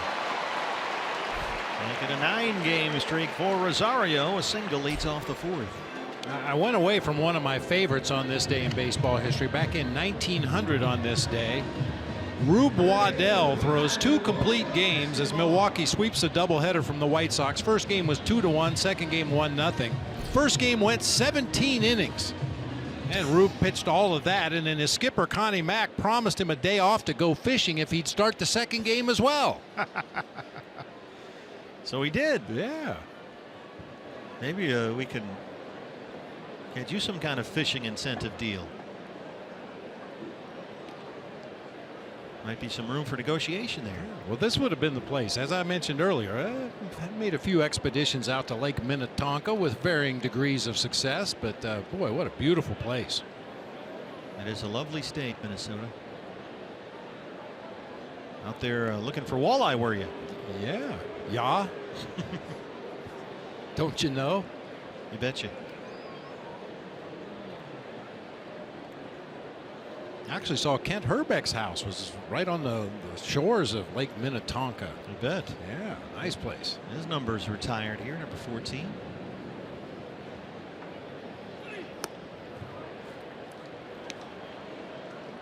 Here in Minnesota, Herbie, where all the men are good looking, all the women are strong, and all the children are above average. Garrison Keillor. This is Garrison Keillor country here. Lake Wobegon, all that. Slowly hit to tap to second. Descalso collides with Rosario running to second, and everybody's safe. Slowly hit. Looked like he was going to try and tag him and still have a chance at the double play, but it's 2-1 and no outs. might have gotten a little ahead of himself there trying to pick and tag all in one motion right there. Just never came up with the baseball. By the time he recovers, Escobar safe at first base. Byron Buxton.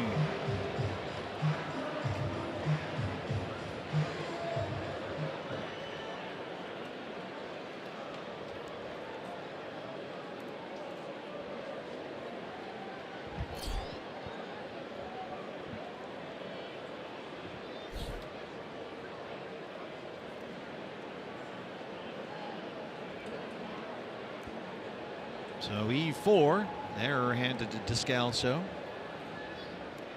Rosario at second, Escobar at first. Buxton squares to bunt. He'll do that, Byron Buxton. He'll do that a lot, in fact. We didn't see Buxton try and do it last night, but he's attempted to bunt his way on for base hits quite a bit this year. He may be thinking about just trying to move the runners in this case. Well, he has 5 sack bunts on the season, but I think you're right. More often it's an attempt to bunt for the base hit, and if he gets thrown out at first, at least he moves a couple teammates into scoring position.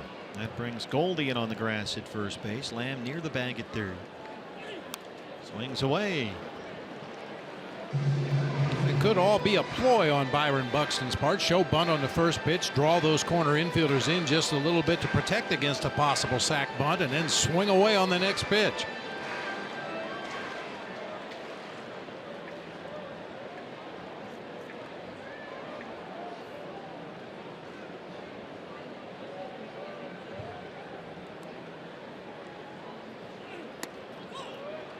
Pulls back and takes ball 2.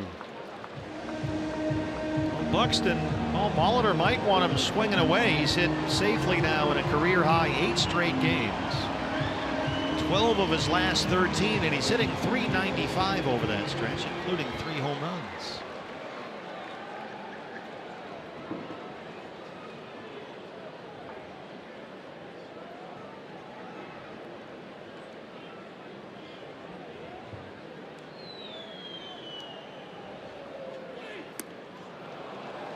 Part of Buxton's resurgence recently, he gives credit to Paul Molitor. They made some adjustments to his setup in that right-handed batter's box. He's a guy that used to have a toe tap and a leg kick and a lot of things to try to coordinate. Paul Molitor was a guy that never moved his feet when he played in the major leagues. He got his stance in that right-handed batter's box and just kept his feet right where they were, tried to recognize the pitch, put a good quick swing on it, and that's something Buxton has tried to adopt, and it looks like it's working pretty well for him. Chased a couple of sliders there, and Greinke gets his 4th strikeout.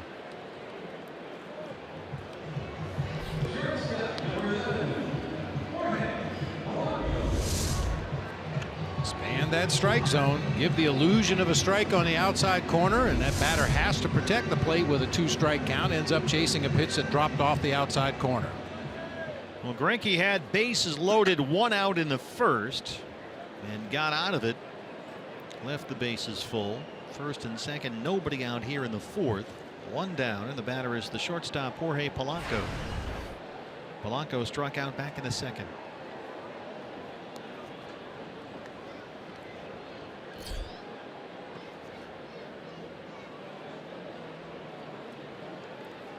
Polanco is a guy who's just red hot right now and seemingly out of nowhere. He's hitting .429 in August.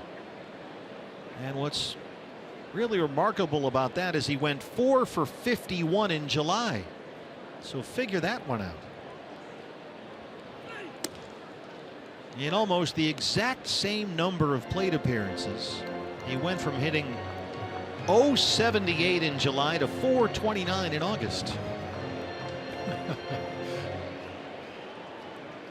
That's baseball.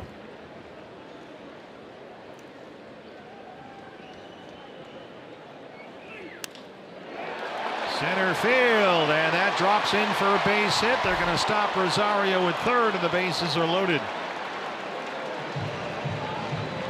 Gene Glenn, the 3rd base coach, taking no chances there.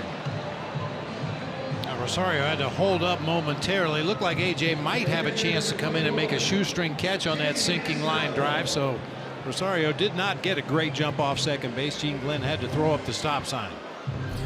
The number 9 hitter, the catcher Jason Castro, who tapped back to the mound his first time up. Bases full of Twins, 1 out. So Minnesota for the 2nd time of the ball game as the base is loaded against Zach Greinke.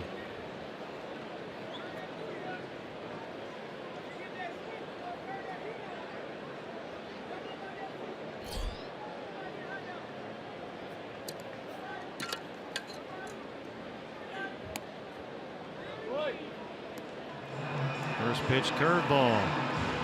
Castro does have some swing and miss in him. He's punched out 7 times in his last 12 at bats.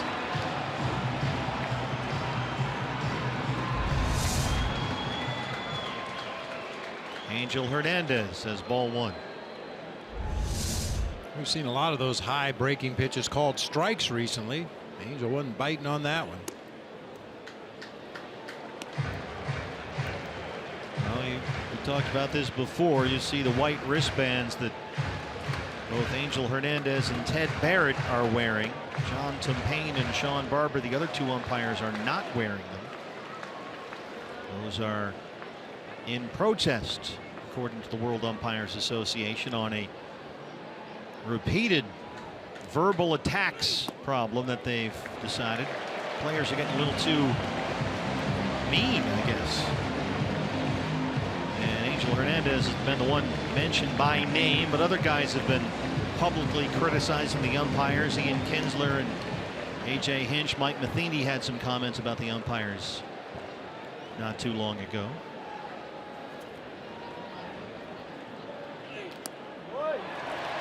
He walked walked in a run. Fourth walk issued by Greinke, and it's 1-0 Twins.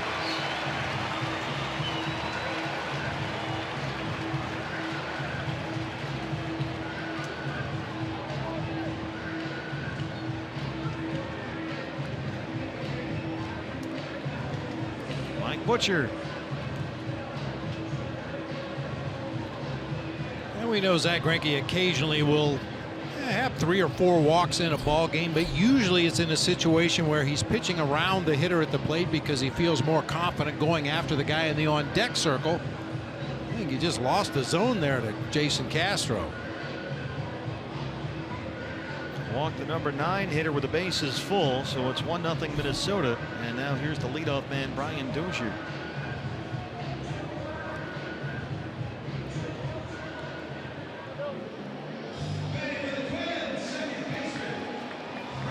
Dozier has twice taken Greinke to a full count 3-2, and he singled and walked.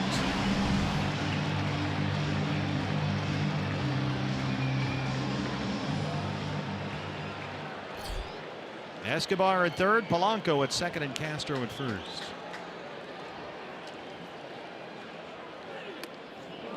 First pitch fastball, swing and a miss, it's 0-1.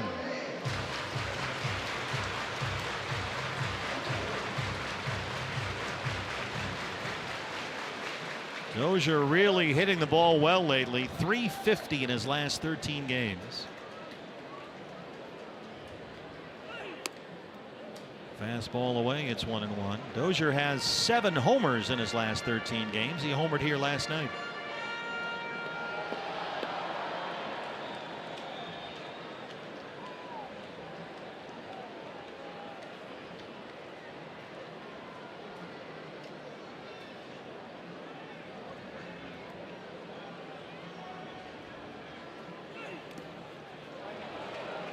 Slider in the dirt, 2-1.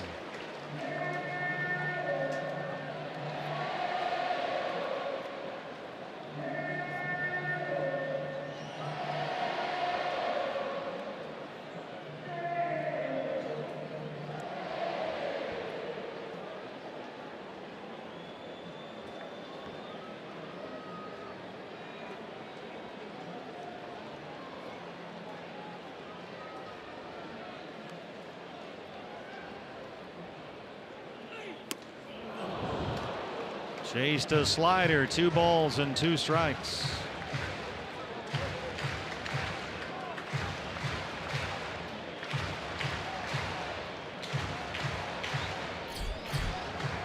Max Kepler, dangerous left-hand hitter, would be next. Bases full, 1 out, a run is in.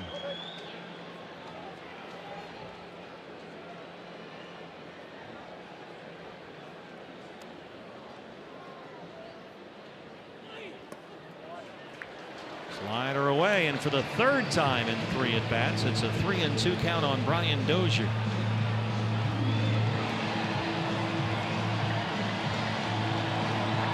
Greinke had a 1-2-3 second. Other than that, he's really had to labor here tonight. He's had traffic around him all night long.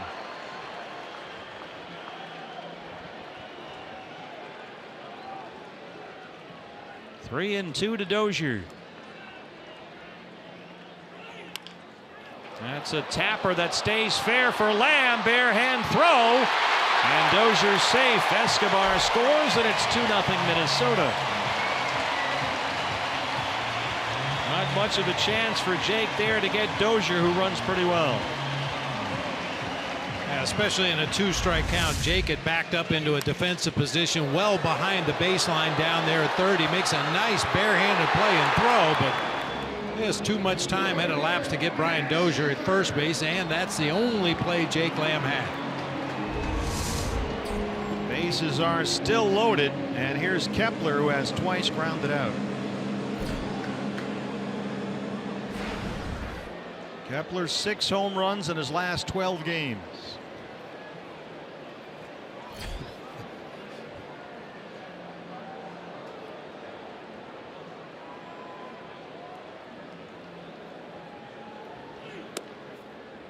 Had a former player just text me that said the players should protest the umpires by wearing blindfolds.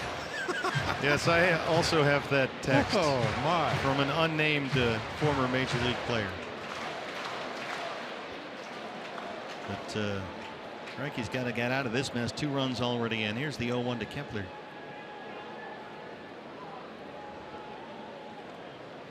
Mentioned that Kepler's problem has been breaking balls. He can catch up to a hard fastball, but he will take some swings and misses against a big breaker from a right-hand pitcher.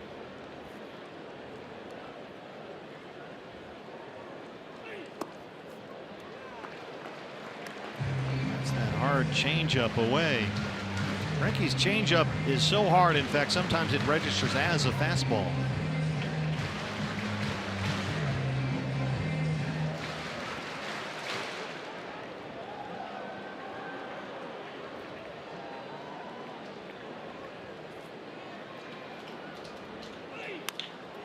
By Goldie and into the right field corner.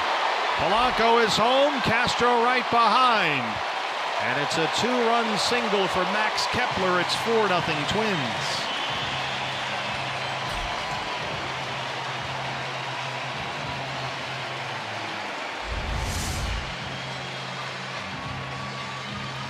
Middle of the plate that time. It looked like a changeup fading a little bit away from Kepler, but he drives it by Goldie down into that right field corner to plate a couple more. Put Twins at first and third with only 1 out in the inning. And the hitter is Joe Mauer. 8th man to bat in the Minnesota 4th, and there's still only 1 out.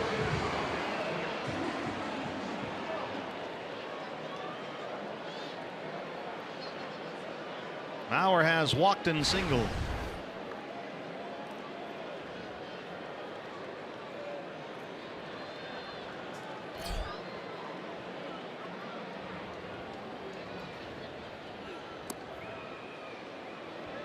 Try to first pitch curveball. Boy, Mauer really does see a lot of pitches.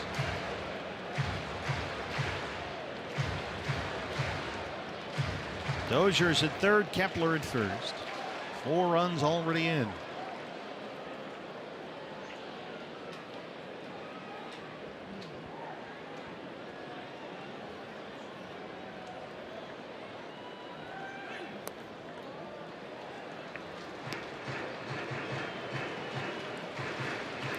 Joe Mauer without much power anymore. We talked about that earlier, and it's kind of been that way for a while now.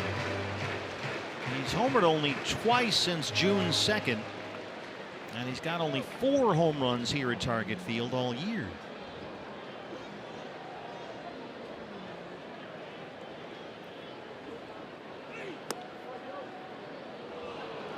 Another hard changeup away. Gets the strike call that time, and it's 1-2.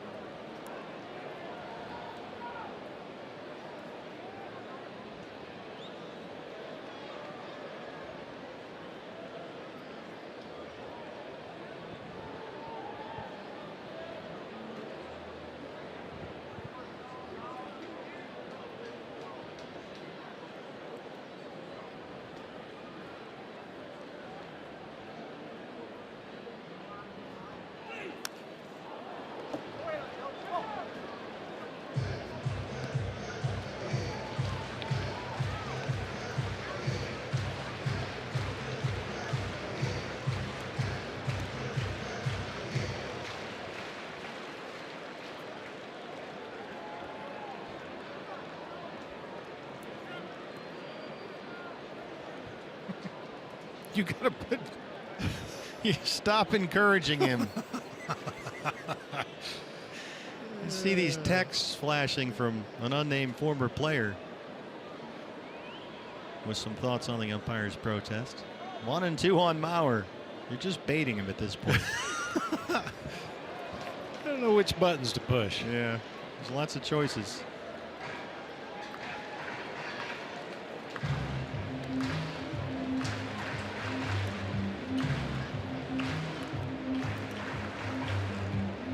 Really laboring out there, Zach Greinke tonight. Just a combination of some really good at-bats by the Twins hitters, laying off some pitches that a lot of opposing hitters chase out of the strike zone. They've been able to lay off, work some deep counts, run up a pitch count on Zach.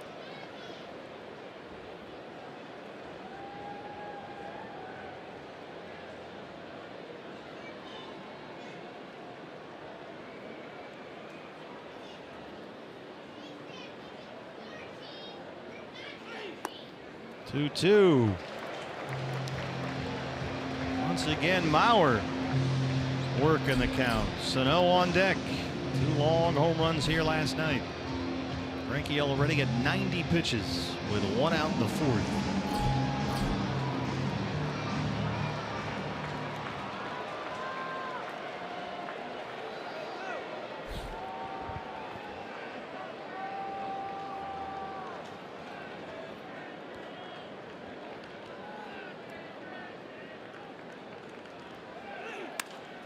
Kepler running on the pitch, and Mauer rolls it into left. Dozier scores, and it's 5-0 Minnesota.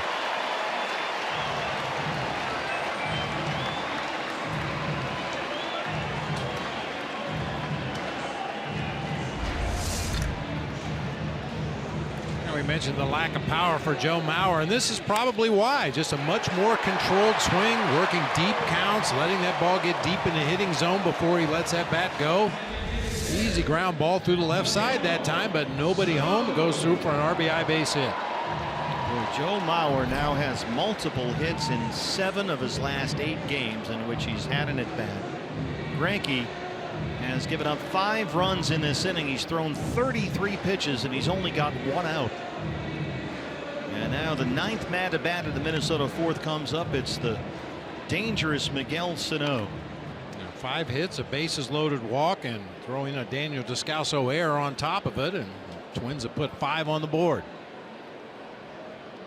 Boy, it seems, Bob, a number of these types of rallies against the Diamondbacks have started with an error. And it seems to just open some floodgates. Seen that a lot lately. He didn't go. John Tumpane at first. It's 1-0. Bullpen will get busy. There's J.J. Hoover. T.J. McFarland is back there. The Diamondbacks still have not named a starting pitcher for tomorrow. There's T.J. on the left side of your screen. It might be him tomorrow. It might not. Braden Shipley is on his way here. He was scratched from his last start at Reno. If they have to use T.J. tonight, then it would be Shipley tomorrow. They'd have to make a roster move. Or if TJ doesn't pitch tonight, he might get the start tomorrow, and they'll ham and egg it.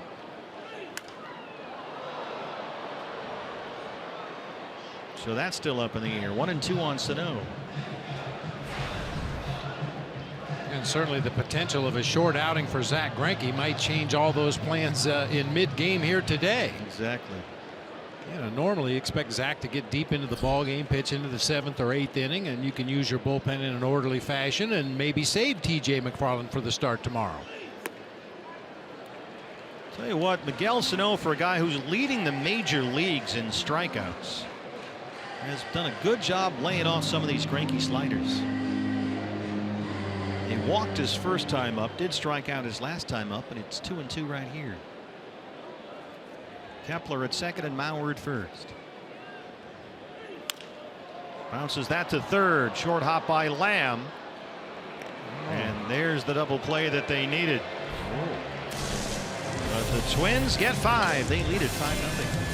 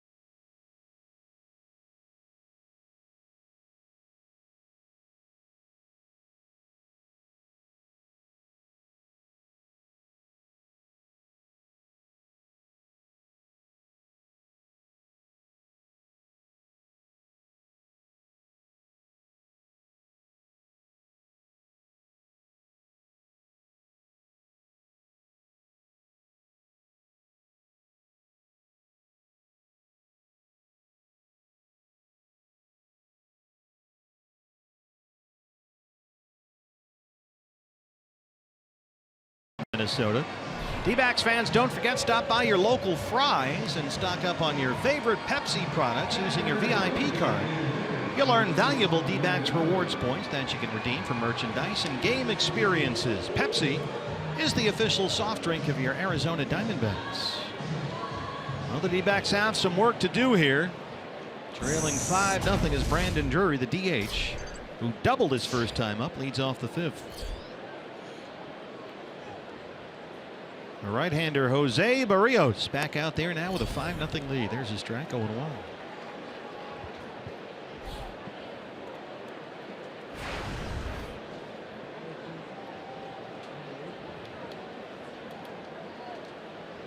Maybe we have a shout out for a former Minnesotan now living out in the great state of Arizona. And he watches all the Diamondback games. He still keeps an eye on the Twins because his daughter Teresa works here. She's been taking care of us all weekend long. Gary Wick. Now, Gary, I want you to have patience. He's out there in Golden Valley watching the D-backs right now. I know Golden Valley very well. Yeah, out near Bullhead City, right? Yeah, on the way to Vegas. So Gary Wick, hi Gary, from all of us here at Target Field. Teresa says hi. Call her later. You don't call your father.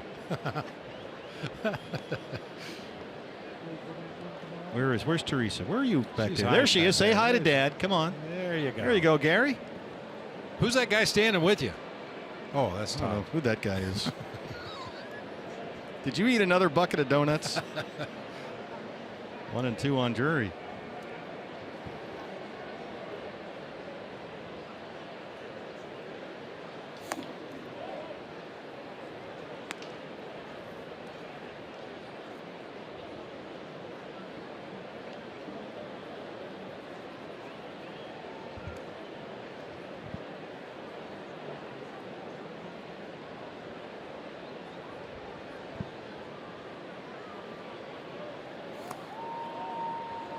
There's the Barrios curveball, and it's full 3-2. Yeah, I used to drive through Golden Valley when they were doing the renovation on the dam and the bridge over the dam on the way to Las Vegas, and used to cut through Golden Valley and stop at one of the fast food restaurants there on our way. It was a regular stop.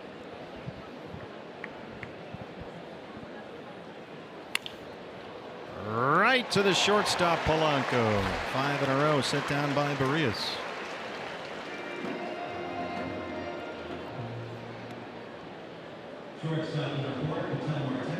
Ketel Marte, the shortstop.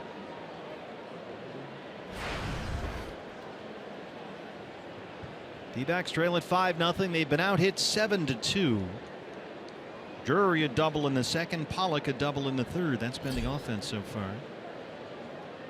Marte popped up his first time up tonight.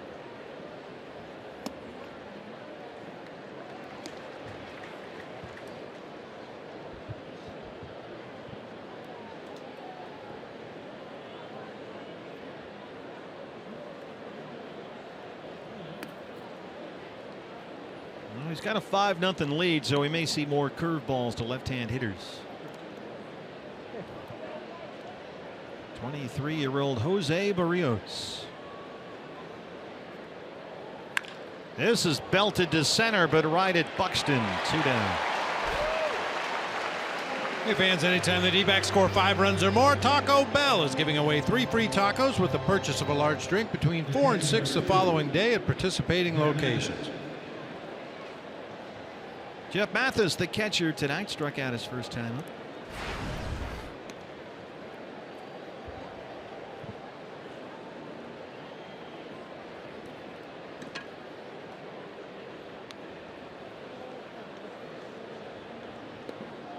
Brewers have taken a 3-0 lead at Colorado. They're in the 4th inning.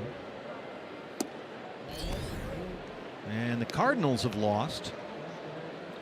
Pittsburgh beat them 6-4. That's the final at PNC Park. Dodgers won at Detroit 3-0. Did you see what the Dodgers did? Yes, I did. That was a little surprising. I mean, they had to clear a roster spot for Curtis Granderson. It turned out to be Jock Peterson. So Jock Peterson sent to the minors after they pick up Granderson from the Mets. The Grandy man. as John Sterling always used to say. I forget the exact number, but Jock Peterson was hitting like 150 something in the second half of the season, striking out a lot. Mathis lifts this out to left for Rosario. Jose Barrios has retired 7 straight. He's got a 5-0 lead.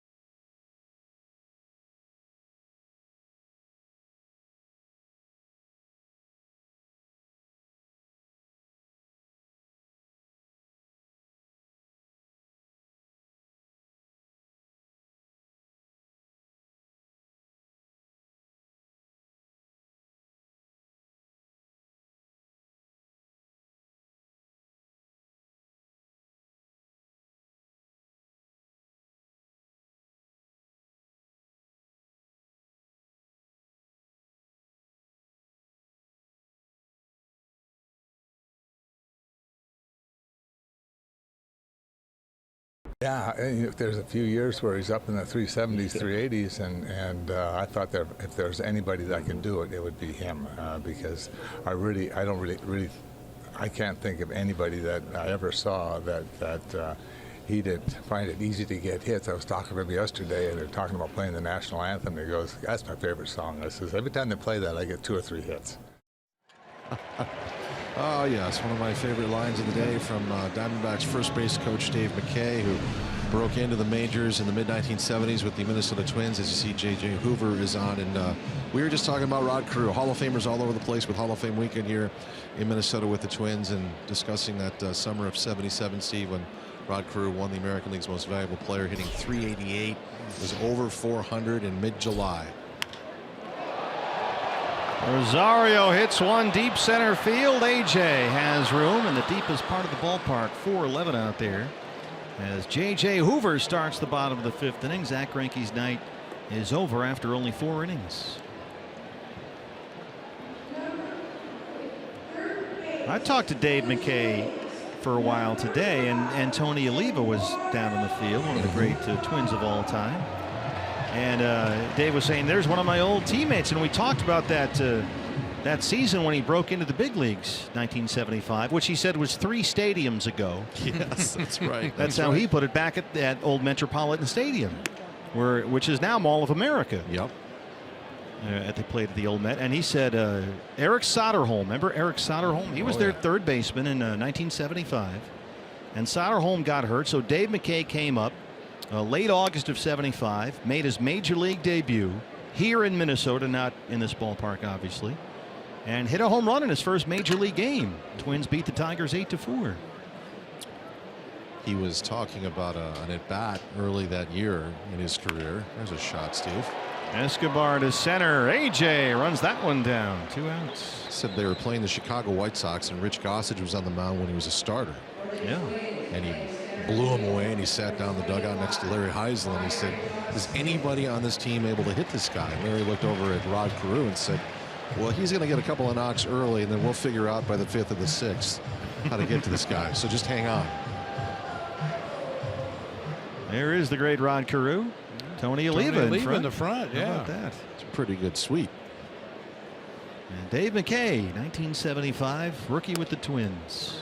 I still see him on one. Remember the old Topps 4-box rookie cards? Oh, yeah, good call. His card was, if I remember, Roy Steiger, the Mets, Jerry Royster, and a guy by the name of Willie Randolph, who was coming up with the Pirates. Dave McKay, he played parts of the next season with the Twins, and then that was '76, and then got drafted by the Blue Jays in the expansion draft, and he was the starting third baseman in the Blue Jays' first ever game in the snow at Exhibition Stadium. Against the White Sox. Yeah, against the White Sox. That was like 2 stadiums ago, right? Yeah, he's been through a lot of stadiums, Dave McKay, in his day. Well, I didn't get a chance to see Rod Carew play as much as I would have liked, but you know, one of my contemporaries, the late Tony Gwynn, was probably the closest thing that I remember to Rod Carew, a guy that you just knew he was going to get 2 hits every night. He almost did. Yep.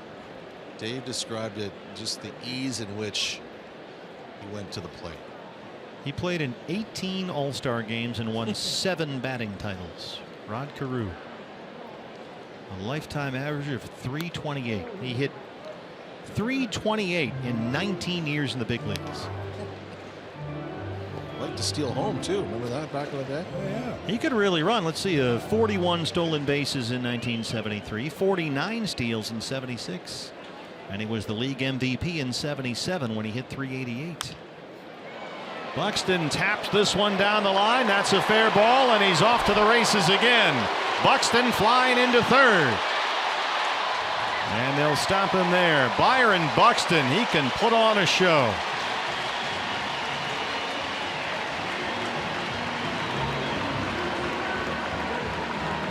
His second triple in as many games. You know a guy is fast when he hits what is normally considered a routine double, and you know he's going to end up at third base. There is no such thing as a routine double for Byron Buxton. I mean, he makes it standing up. The ball is just now getting to the cutoff man, Daniel Descalso. He hit a triple in his first at bat last night and was timed by StatCast at 10.56 seconds. The third fastest triple ever, according to StatCast. Now, they've only been doing that for a few years, but still, it's pretty impressive. He's behind 2 Billy Hamilton triples for the fastest ever. And they figured out that when he was running that triple, he was covering 30.8 feet per second. Wow.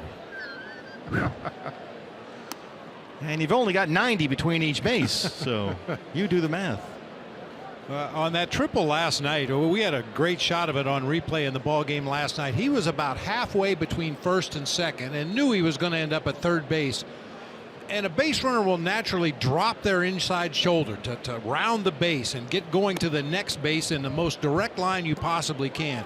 He started his lean halfway between first and second, cut the corner at second as sharply as you possibly could, and easily made it to third base.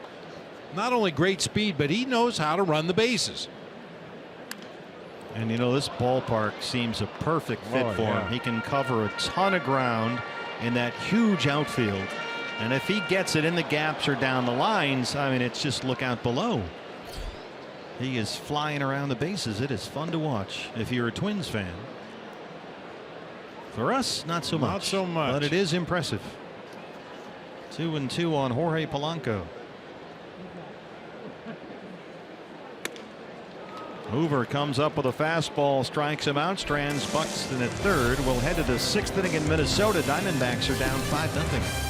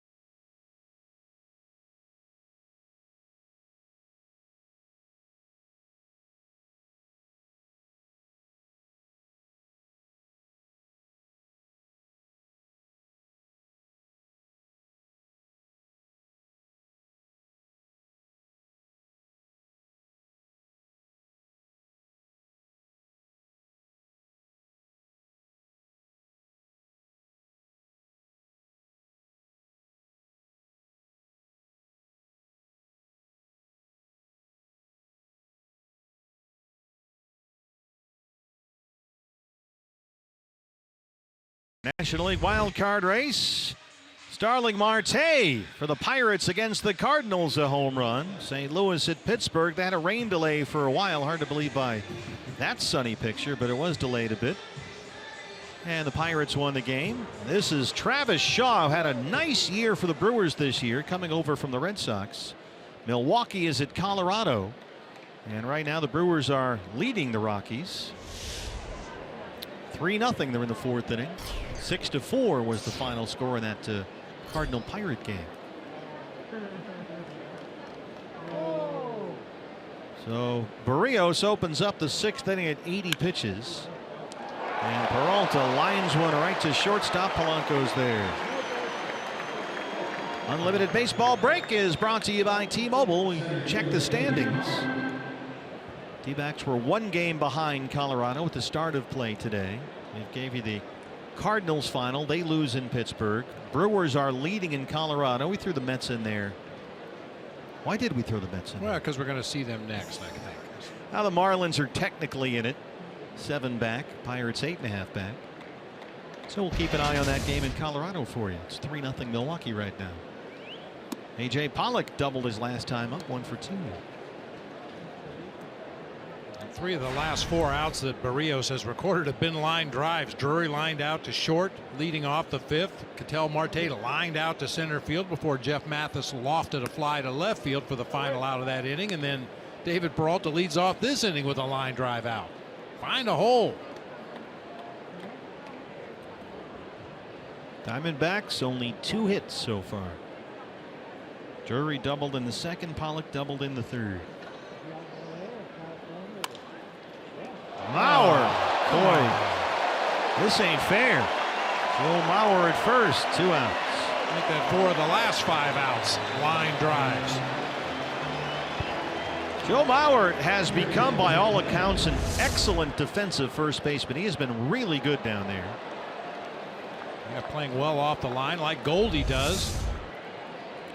Step and a dive to his right to take a base hit away from AJ that time. 2 down for Jake Lamb, who was walked and struck out.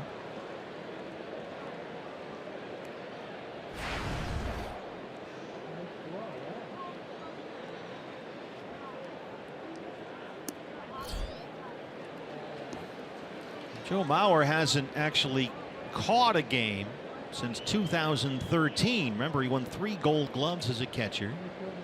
He was an American League MVP as a catcher, but that catching career ended earlier than they anticipated because of some concussion issues. But he has become, by all accounts and what we've seen so far, excellent defensive first baseman.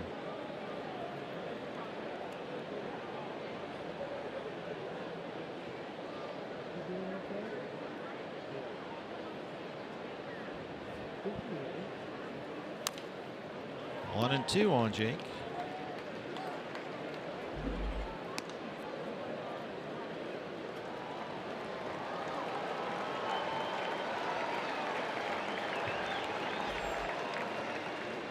Rockies have just scored a run, so Milwaukee's lead is 3-1 at Colorado in the 4th inning. Dodgers 3-0 winners at Detroit. Cardinals lost at Pittsburgh. Barrios humps it up to 96. He has retired 10 straight Diamondbacks and leads it 5-0.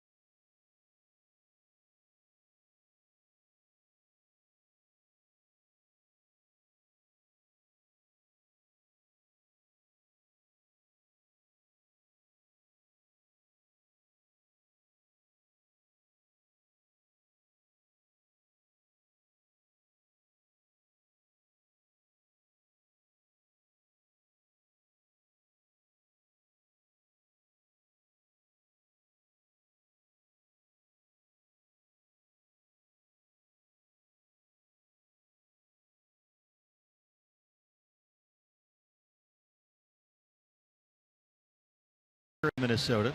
Hey fans, tomorrow brand new episode of the Local 9 debuts as Todd Walsh sits down with AJ Pollock, Gregor Blanco, team president and CEO Derek Hall to find out their favorite things to do, places to go outside the ballpark. It's the 10th inning. Local 9 presented by CenturyLink, coming up tomorrow after the D-backs and Twins game right here on Fox Sports Arizona. Jason Castro had a bases loaded walk his last time up. He leads off the 6th inning against J.J. Hoover.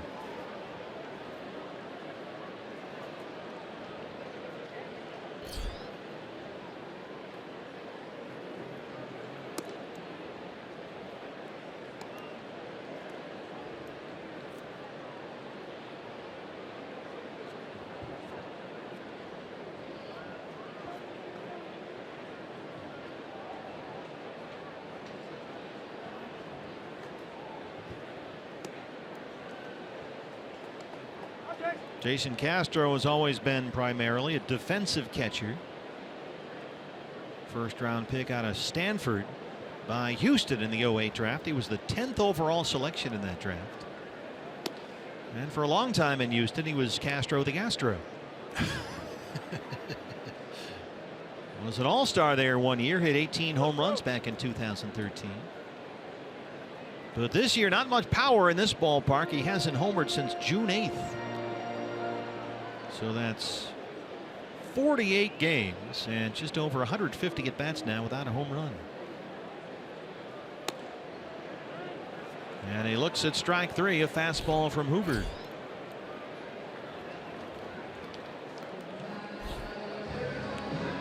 Well, Brian Dozier in the leadoff spots had a very productive night. He had 3 at-bats against Zach Greinke. He went to a full count 3-2 on all 3. Singled, walked, had an RBI single. He scored a run. 2 for 2.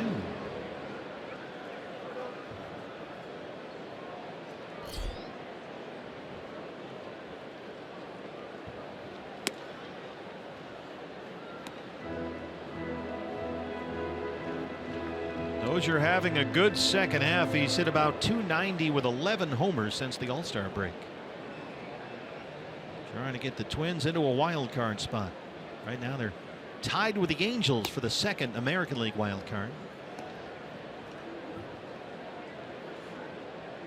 Phil the Iron Horse Mollica's beloved New York Yankees just falling apart as they always seem to for Phil.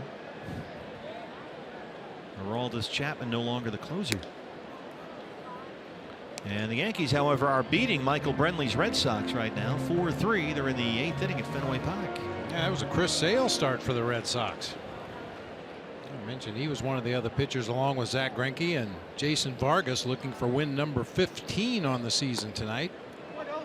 Well, it'll be interesting the end of that game in Boston, because we just mentioned now Chapman is out of the game. It's 4-3 against the Red Sox, but Betances has been named the closer for now. So what happens if he blows the save? Bring back Goose. David Robertson is there. Yeah, he's probably next up. J.D. Martinez got a late break, runs it down. They find the retired Dozier, 2 outs.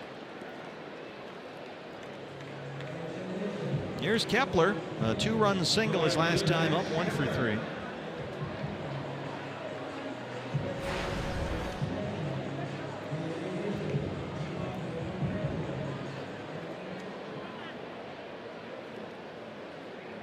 Mentioned this yesterday. Max Kepler, born in Berlin. He grew up in Berlin, Germany. That's where the Twins got him in 2009. His parents were ballet dancers. They were professional ballet dancers there. Grew up in a very artistic family. Played tennis, played baseball as a kid. The Baseball Bundesliga. He has problems with breaking balls, and that's a slider. It's 0-2. They're talking about the young core of this Twins ball club, Bob. There's a lot to like with guys like Max Kepler and Miguel Sano and Eddie Rosario, Byron Buxton. We've seen him. They got a pretty good core group. And a couple nice arms on the pitching staff. Probably an area they'd like to upgrade moving forward to go along with that core nucleus of position players they have. Yeah, they've tried to bring in some veteran guys like Irvin Santana, Been here the last couple of years. Phil Hughes.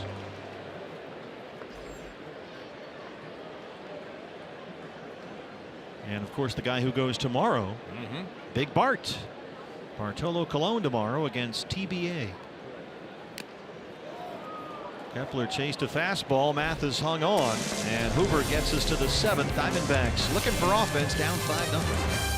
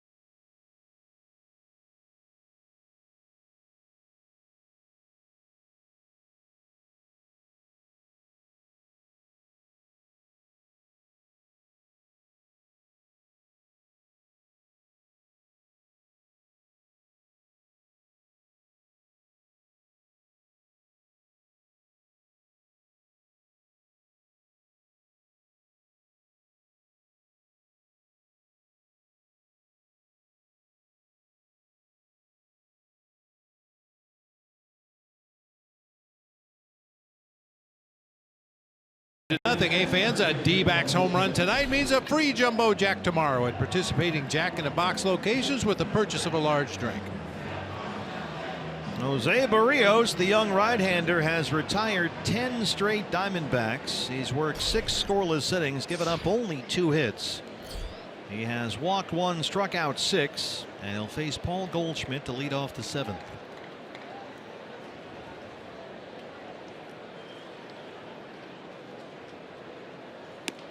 Goldie has struck out, grounded out 0 for 2.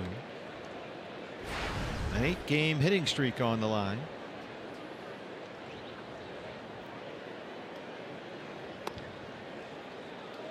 Curveball into the right-hander that time. It's 2-0.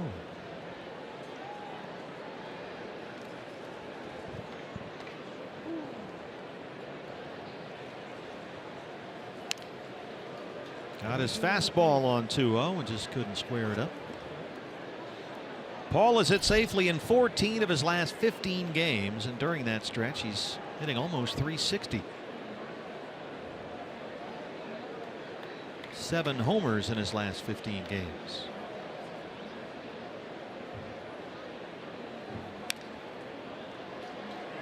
Another curveball from Barrios. That's the pitch he likes to go to against right-handers, but throwing it here when he's ahead in the count. And a little bit of a hanger that time too. He's gotten away with a couple of breaking balls on the inside part of the plate. I'm sure that's not the location he wanted to deliver that curveball, but he got away with them to Goldie.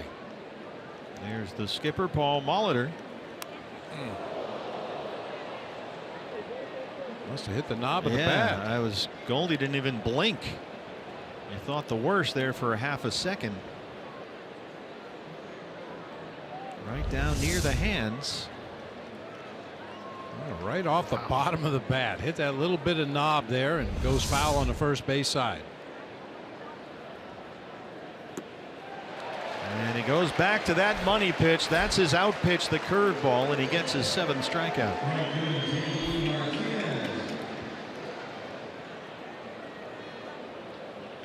J.D. Martinez 0 for 2.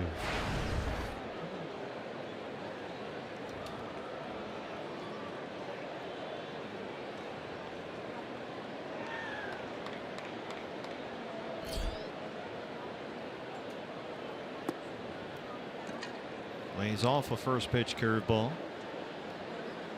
Barrios, now that he's got this big lead, throwing that curveball more and more often, not necessarily looking to put guys away or steal strikes. He's just giving guys a look at it. There's another one.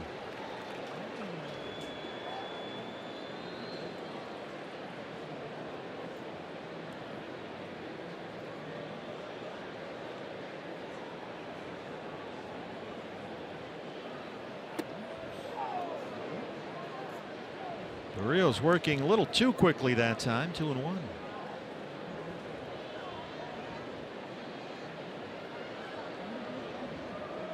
Might not have been by design, but that's an effective pitch for a guy that's throwing a lot of breaking balls to right-handed hitters. Every now and then you throw that fastball up and in just to keep the guys honest. Don't let them lean out over the plate. Missed with another curveball there. 3 balls and 1 strike. Descalso on deck.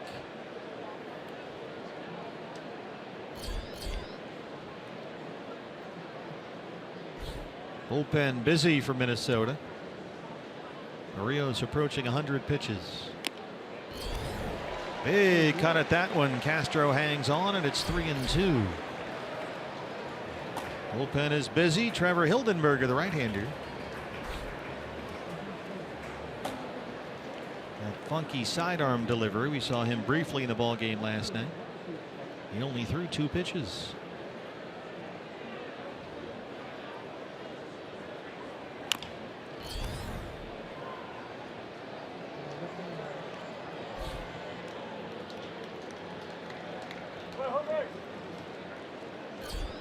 A 100 pitches for Jose Barrios.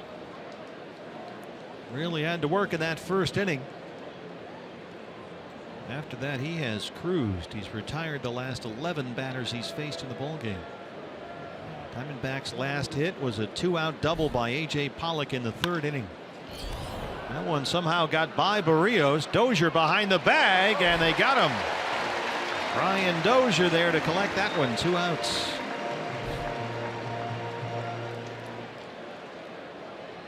Not sure exactly how that got through Barrios. It looked like he had a bead on it, but put the glove up there along with the bare hand, and somehow it got through. Another look at it here. Yeah, right through his glove, it looked like. Right to Dozier at second base for the out. Here's Descalso, who has flied out twice, 0 for 2.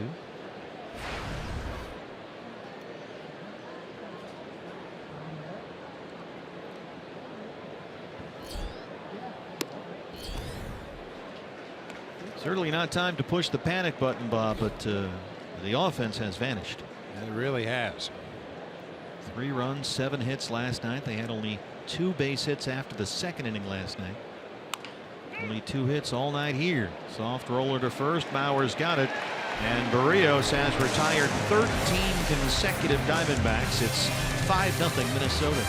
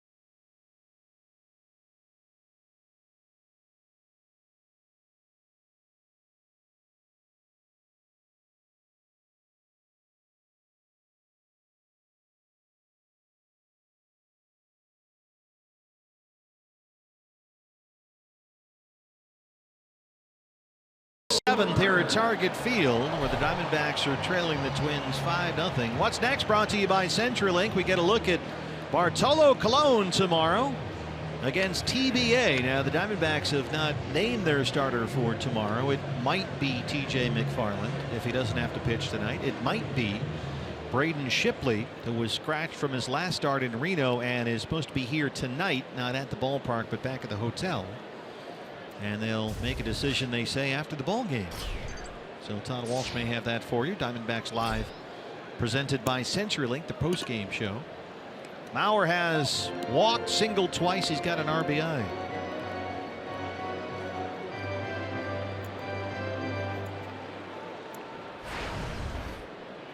Diamondbacks do know who's going to start the 4 games at Citi Field against the Mets starting on Monday. They have announced that. Torrey told us that today. Taijuan Walker will pitch Monday's series opener in New York. After that, it'll be Patrick Corbin, Zach Godley, and then on Thursday, Robbie Ray is back. Robbie is with the team right now. He's here, and he looks great. Joking around with his teammates before the game today after he struck out 11 in that rehab start for Visalia the other night. There he is. So it's Walker, Corbin, Godley, and Ray, the 4 games against the Mets starting on Monday in New York.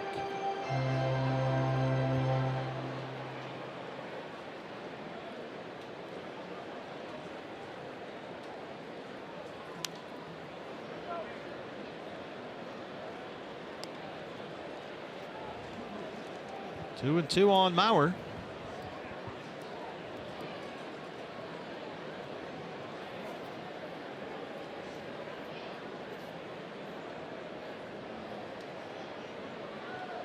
Miguel Sano is due up next, but rookie Mitch Garver, just called up from the minors, is on deck, and he's about to take his first at bat in the big leagues as Mauer reaches for the 4th time tonight. 3 singles and a walk. So here is the kid, first major league at bat for 26-year-old Mitch Garver. Just called up from AAA Rochester for this series.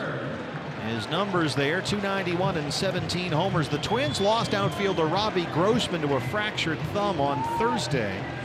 He collided in right center field with Byron Buxton, so he's on the disabled list, and Garver steps in for his first at bat in the big leagues, replacing Miguel Sano, who we're told has left the game with shin splints in his left leg.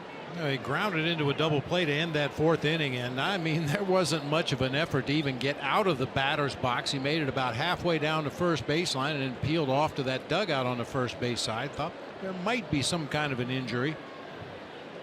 Sano is the DH. Well, you can pinch hit for the DH, and now Garver becomes a DH. It's when you insert your DH into a position that you lose him, and the pitcher then has to take his at bats. Garver has been primarily a catcher in the minor league, so that should work out. Has played a little bit of outfield down there. Fights off a fastball headed for the right field corner and foul. 0-2. There was a story in the local paper today about Garver and his wife, who works at a local veterinary clinic here in Minneapolis. And she was getting ready to take a flight to visit him in AAA, and he said, "Hold off on that flight. I'll come see you." Nice. I just got called up. Mitch is from Albuquerque, played at the University of New Mexico.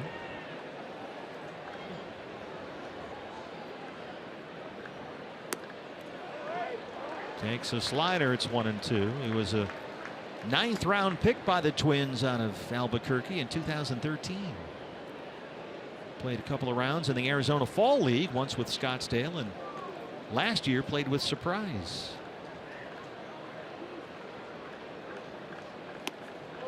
And he strikes out against J.J. Hoover, but he's in the books. Big round of applause here from Twins fans. Enjoy that one, Mitch, because they're not going to clap every time you strike out. It doesn't work that way? No. Eddie Rosario.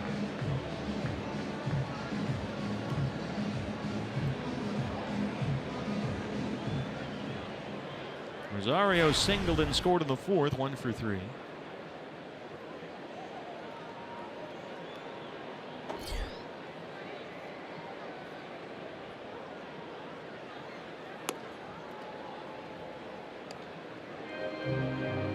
Tell you what, short night for Zach Greinke. He went only 4 innings, but J.J. Hoover is really helping Torey Lovullo out here. His 3rd inning of relief.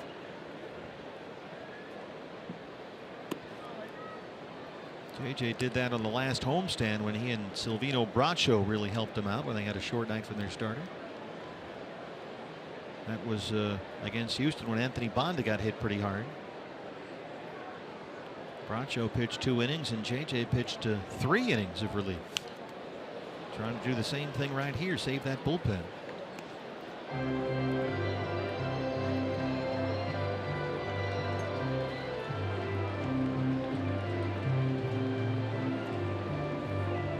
There is such a thing in the clubhouse as Hoover talk. Chafin and Godley and Hoover, you know, they're the 3 amigos. There's such a thing as Hoover talk. Chafin won't tell me what it is because he says he doesn't do the imitation good enough. But the 3 of them have their own language.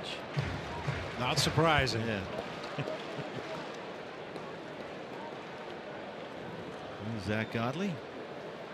His next start will be Wednesday in New York.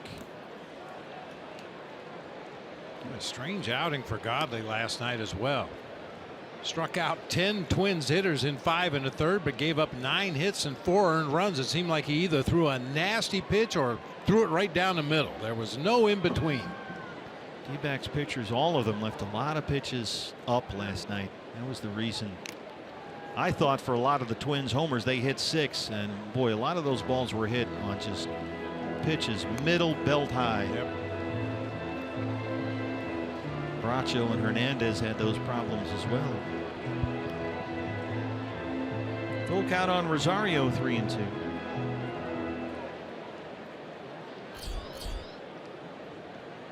Eduardo Escobar had one of those home runs last night. He's on deck.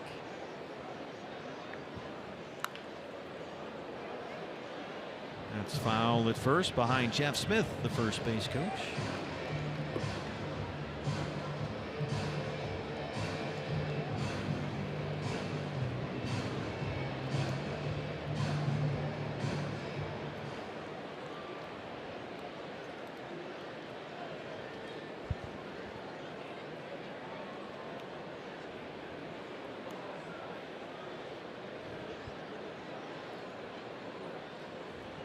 Somebody call timeout. There you go. Well, Joe Mauer's probably not going anywhere. Even in a close game, he's not looking for a maximum lead. He just gets a couple steps off the bag and holds his ground there until JJ delivers the next pitch. He's not going anywhere. And he walked him. 2 on, 1 out. Escobar is the hitter. JJ's thrown 45 pitches here.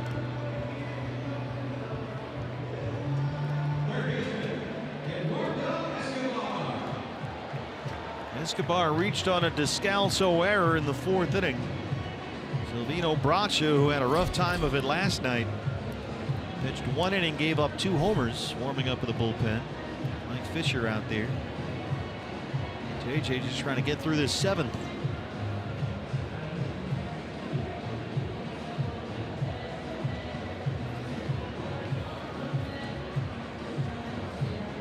I'm sure some of this is a strategy meeting with 1 out in the inning, couple runners on base here.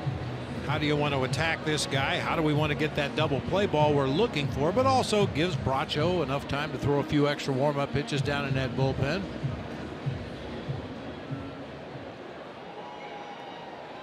Joe Mauer at second. Eddie Rosario at first. 1 out, and the batter is the 3rd baseman Eduardo Escobar.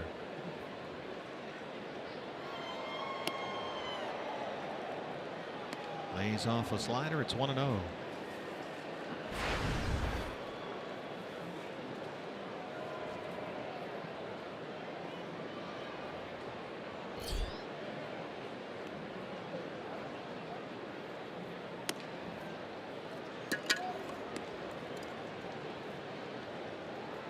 Trying to get him to bite on those sliders away, but it's 2 balls and no strikes. Byron Buxton is the on deck hitter.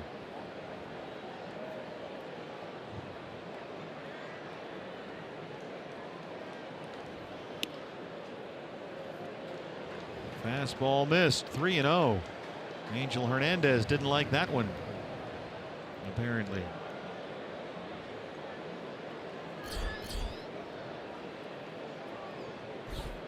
Buxton tripled his last time up. Backs out on the 3-0 and takes a fastball first strike. Escobar, a switch hitter. He's about 240 from the left-hand side. He's got power from both sides of the plate. Homered as a left-hand batter last night against David Hernandez.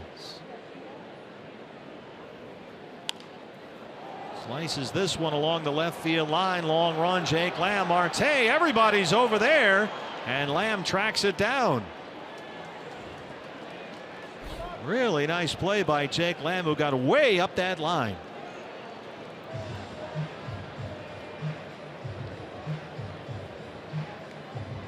Those are always scary plays when you have three guys coming together running full speed. None of them thinks they can get there in time to make a call on that ball, so everybody just goes after it. Jake Lamb with the over-the-shoulder scoop catch right there. Looked like Marte had his glove in a position to possibly make the play. David just a little late getting there from left field. Torey Lovullo will bring in Silvino Bracho to face Byron Buxton when we come back.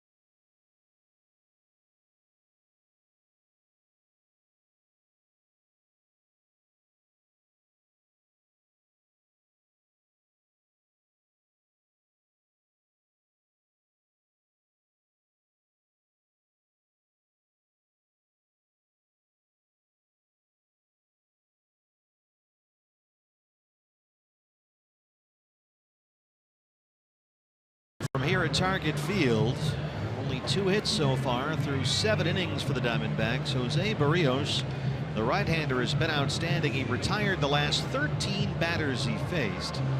And the Twins bidding for more here. They've got 2 on and 2 out. Byron Buxton is the batter, and answering the Ashline call to the bullpen, it's Silvino Bracho, who was roughed up in working the 8th inning here last night. Gave up long home runs to Brian Dozier and Miguel Sano. Could have actually been a little worse. He gave up the leadoff homer to Dozier, then gave up a single to Max Kepler. Got a double play ball off the bat of Joe Mauer before the Sano blast to left field. J.J. Hoover threw nearly 50 pitches in 2 2/3 innings of relief after Zach Greinke could make it through only 4 tonight. Greinke gave up 5 runs, 4 earned on 7 hits in only 4 innings. So here's Buxton, who tripled his last time up. 2 on and 2 out. Hoover did throw 50 pitches. Bracho's fastball is up and away. It's 1-0 on Buxton.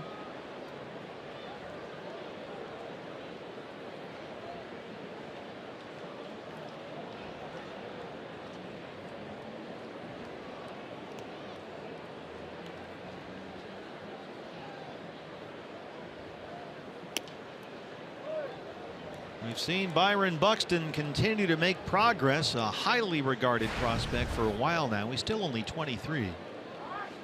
He hit only .216 in the first half of the year, but he's hitting over .350 since the All-Star break. He's ahead 2 balls and no strikes.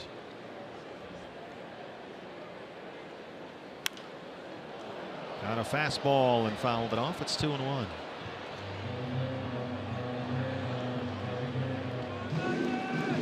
Buxton's triple in the 5th inning extended his hitting streak. It's now a career high 9 games.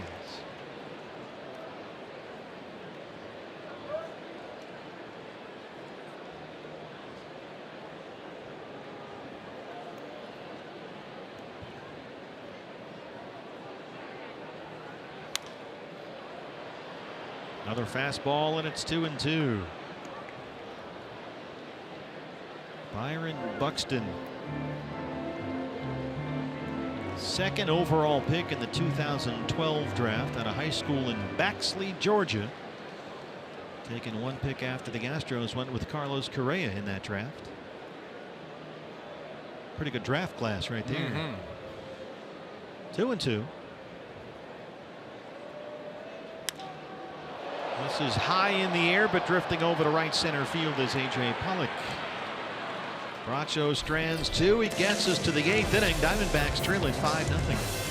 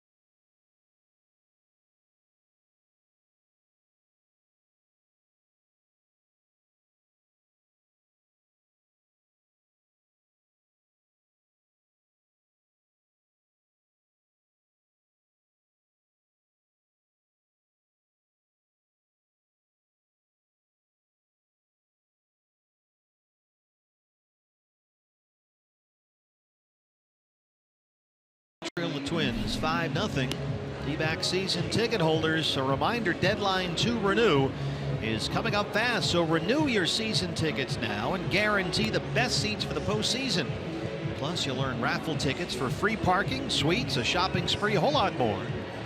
Become a Diamondbacks 2018 season ticket holder. Renew right now if you already are part of the family. dbacks.com/advantage is where you'll find all the details of being an Arizona Diamondbacks season ticket holder. Jose Barrios' night ends, and here is the right-hander Alan Busenitz, his 13th appearance, a very good 2.16 ERA. Began the season in AAA Rochester, pitched very well down there. He was acquired from the Angels last year, along with Hector Santiago for pitcher Ricky Delasco and Alex Meyer. Well, we heard and have seen that Jose Barrios was a very promising young right-hander. Boy, he looked good tonight. 7 scoreless innings, gave up only 2 hits. He struck out 7 and retired the last 13 batters he faced. And it really wasn't until his last inning of work that you started to see some weaknesses. He left that breaking ball on the inside part of the plate. Diamondbacks still weren't able to do anything with it, but he missed his spots a few times in that 7th inning, so Paul Molitor pulls the plug. Drury hits this one out to Kepler in right field. 1 pitch, 1 out. Ketel Marte, the shortstop, 0 for 2. It was a short night for Zach Greinke tonight. He went only 4 innings and threw 96 pitches. Gave up 5 runs, 4 were earned, 7 hits. He walked 4, including once with the bases loaded, and had 4 strikeouts.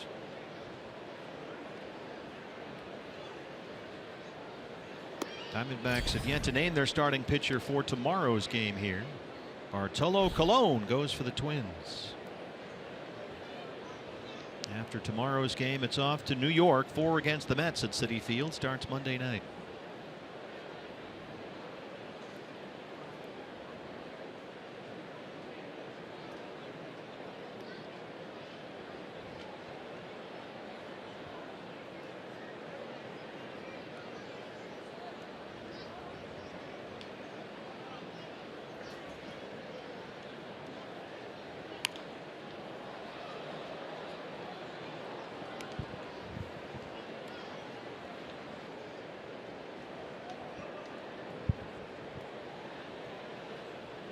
That Rockies game is in the 7th inning now. Milwaukee leads at Colorado 3-1. Cardinals lost at Pittsburgh today 6-4. Oh, that one almost got Jeff Mathis in the on-deck circle. Just missed him. Not a lot of room between home plate and the backstop here at Target Field, and that on-deck circle is awfully close to home plate. Apparently not close enough for Miguel Sano, who likes to go halfway between the on-deck circle and the plate to take his warm-up swings. He gets in the picture. It's like Paulie in the original Rocky movie. Hey, the meat guy's sticking his head in the picture.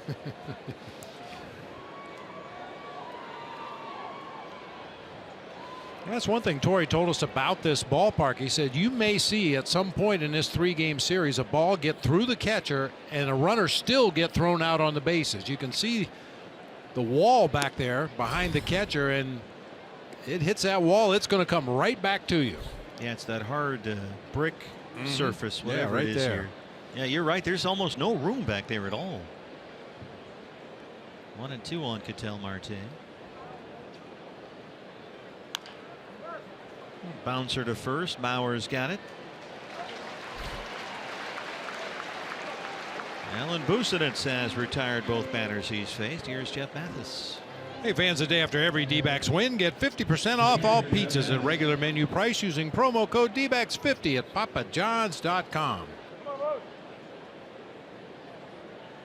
Mathis has struck out, flied out 0 for 2.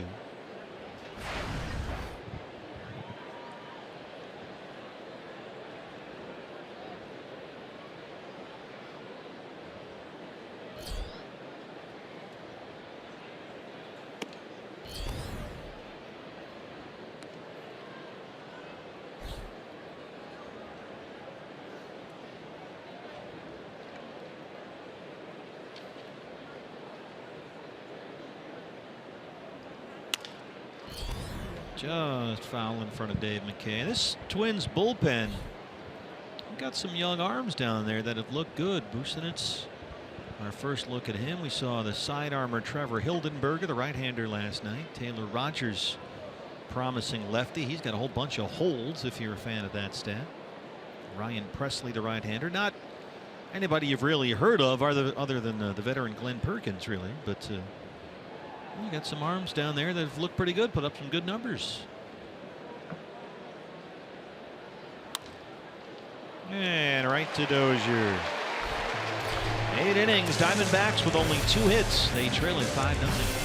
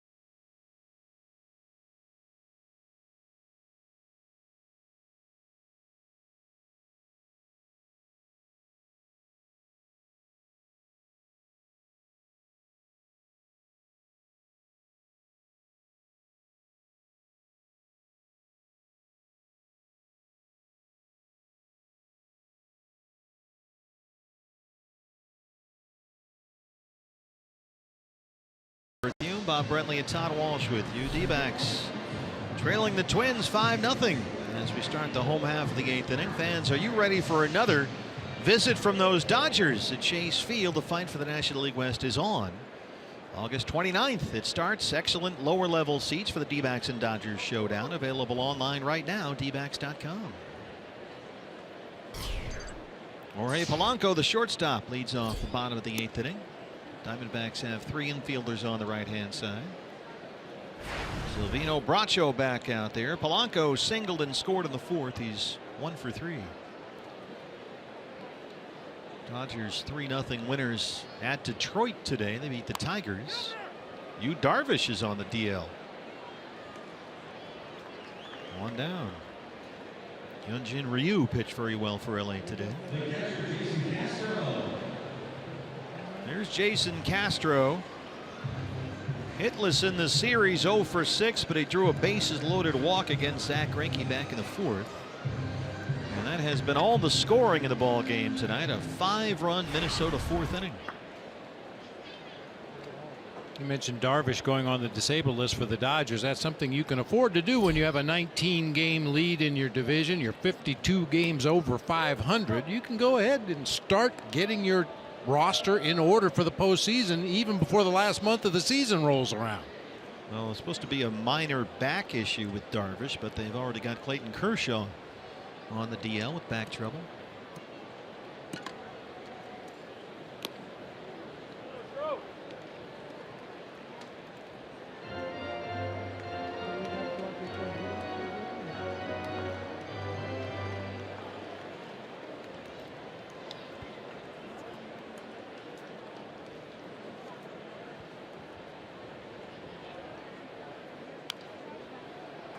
A little tidbit for you here, partner. Oh, I like tidbits. Jason Castro was born in Castro Valley, California. So isn't that weird? That is weird.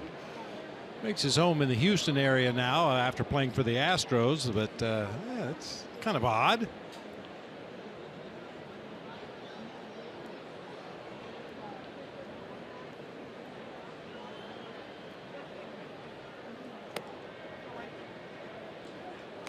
See, Rafael Devers has homered again for the Red Sox. That's home runs in 3 straight games against the Yankees. What is he, 20? If that, yeah. Wow. Good looking hitter.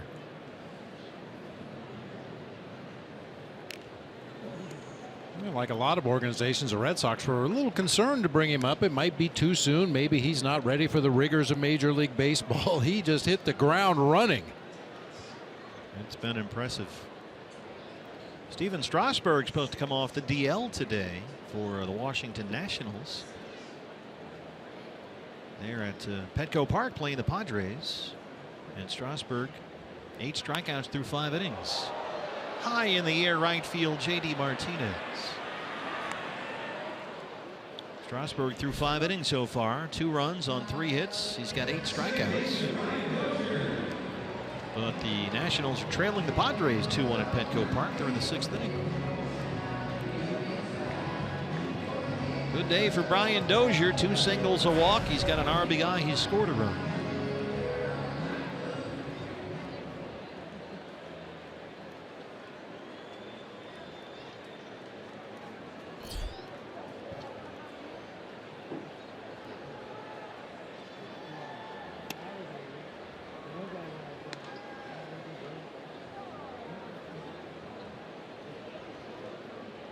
Rockies have added a run. It's now 3-2. Brewers lead at Coors Field. They're in the 7th inning.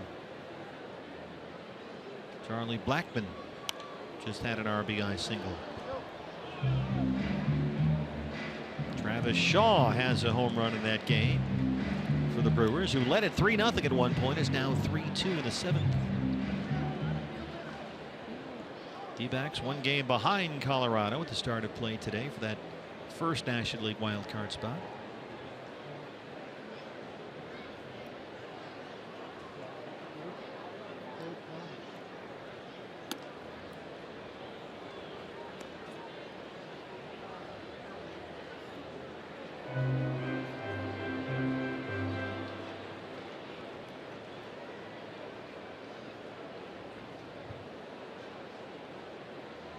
Twins chasing the Cleveland Indians in the American League Central. Cleveland 5-0 winners today at Kansas City. Minnesota 6 back of Cleveland for the AL Central Division lead. Twins tied with the Angels for that second American League wildcard spot. And the Angels are in a rain delay right now in Baltimore. They lead the Orioles 5-1. The skipper, Paul Molitor.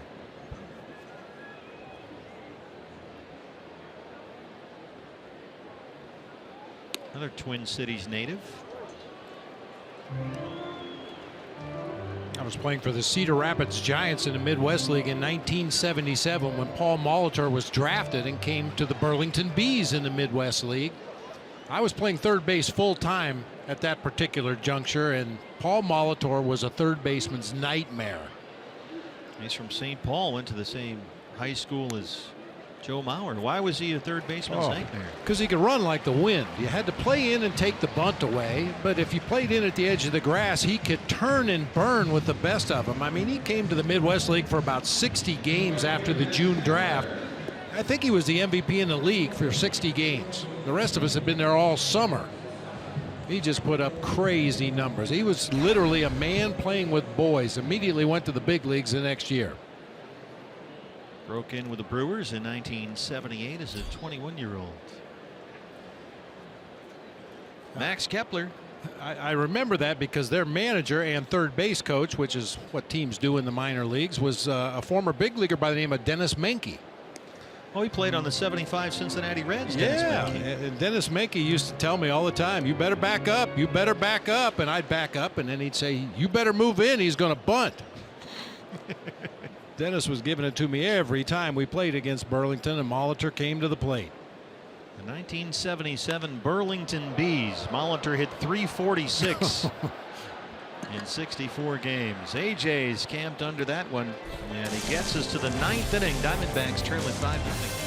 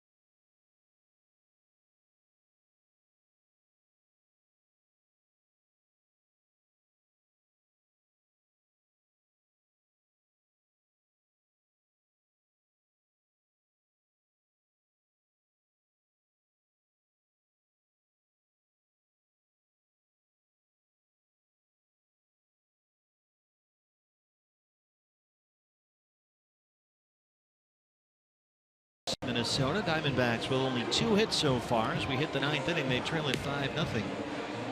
And David Peralta at the top of the order will lead it off against right-hander Alan Busenitz. The offense has been a problem. Last night only 2 base hits after the 2nd inning. And all the offense tonight, a Drury double in the 2nd, a Pollock double in the 3rd. Minnesota pitchers have retired the last 16 Diamondbacks hitters. Peralta 0 for 3 will start us off. Todd Wall standing by. Diamondbacks Live presented by CenturyLink. The post-game show follows our ball game here on Fox Sports Arizona. We'll find out who the starting pitcher will be after this one for tomorrow. Diamondbacks still have not announced a starter for tomorrow's series finale. Bartolo Colon will go for the Twins.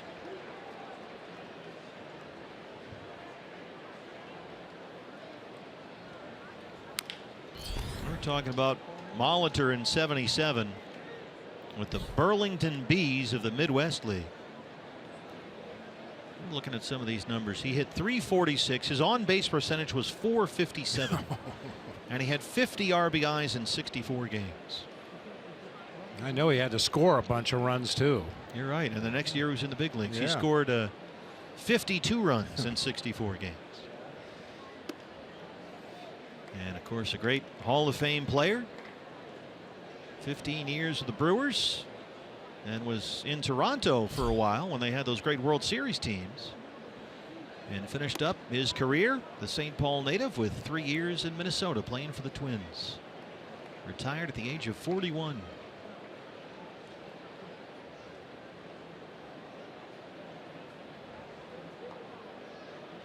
Grew up in St. Paul, went to the University of Minnesota here. Polanco, the shortstop's got it, 1 out. Okay, another guy that came into the Midwest League in 1977, little skinny left-handed hitter for the White Sox by the name of Harold Baines. He worked out all right. Yeah, he went to Appleton, Wisconsin, and I mean, his first couple games in professional baseball, you could just knock the bat out of his hands, but he figured it out. It's funny because in the first round of the '77 draft, Paul Molitor was the 3rd overall pick. Harold Baines was number 1. Yeah. And so we were all anxious to see the number 1 pick in the draft. Oh, this guy must be something. And there's this tall, slender left-handed hitter. As I said, you could just knock the bat right out of his hands. There was no upper body strength whatsoever. But it worked for him. He played 22 years in the big leagues. Polanco throws out Pollock. And raked every year. 22 years in the majors, and Harold Baines was a career .289 hitter. Diamondbacks down to their last man stand against Jake Lamb, who has walked and struck out twice.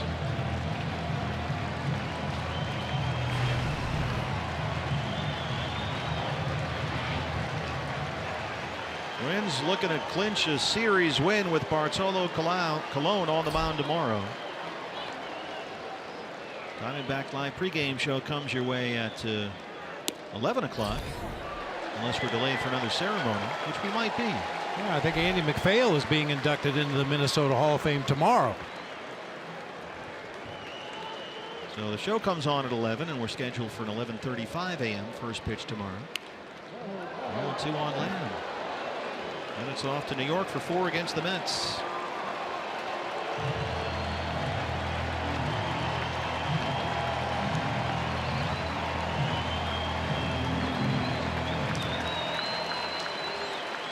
Diamondbacks' last hit was a 2-out double by A.J. Pollock in the 3rd inning.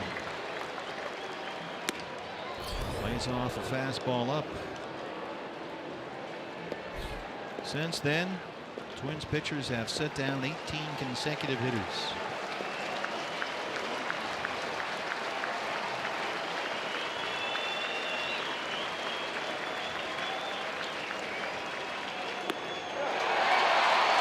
That's the ball game. The final 19 Diamondbacks are retired. They manage only 2 base hits, and the Twins win it 5-0. Another very lackluster performance by the Diamondbacks offensively. Certainly you've got to give your share of credit to Jose Barrios, who was outstanding and came as advertised tonight. 7 innings, 7 strikeouts, only the 2 hits, and 2 clean innings from Alan Bucenas to close this one out. So the Diamondbacks will be back tomorrow trying to avoid a 3-game sweep. We'll have more from Target Field right after this.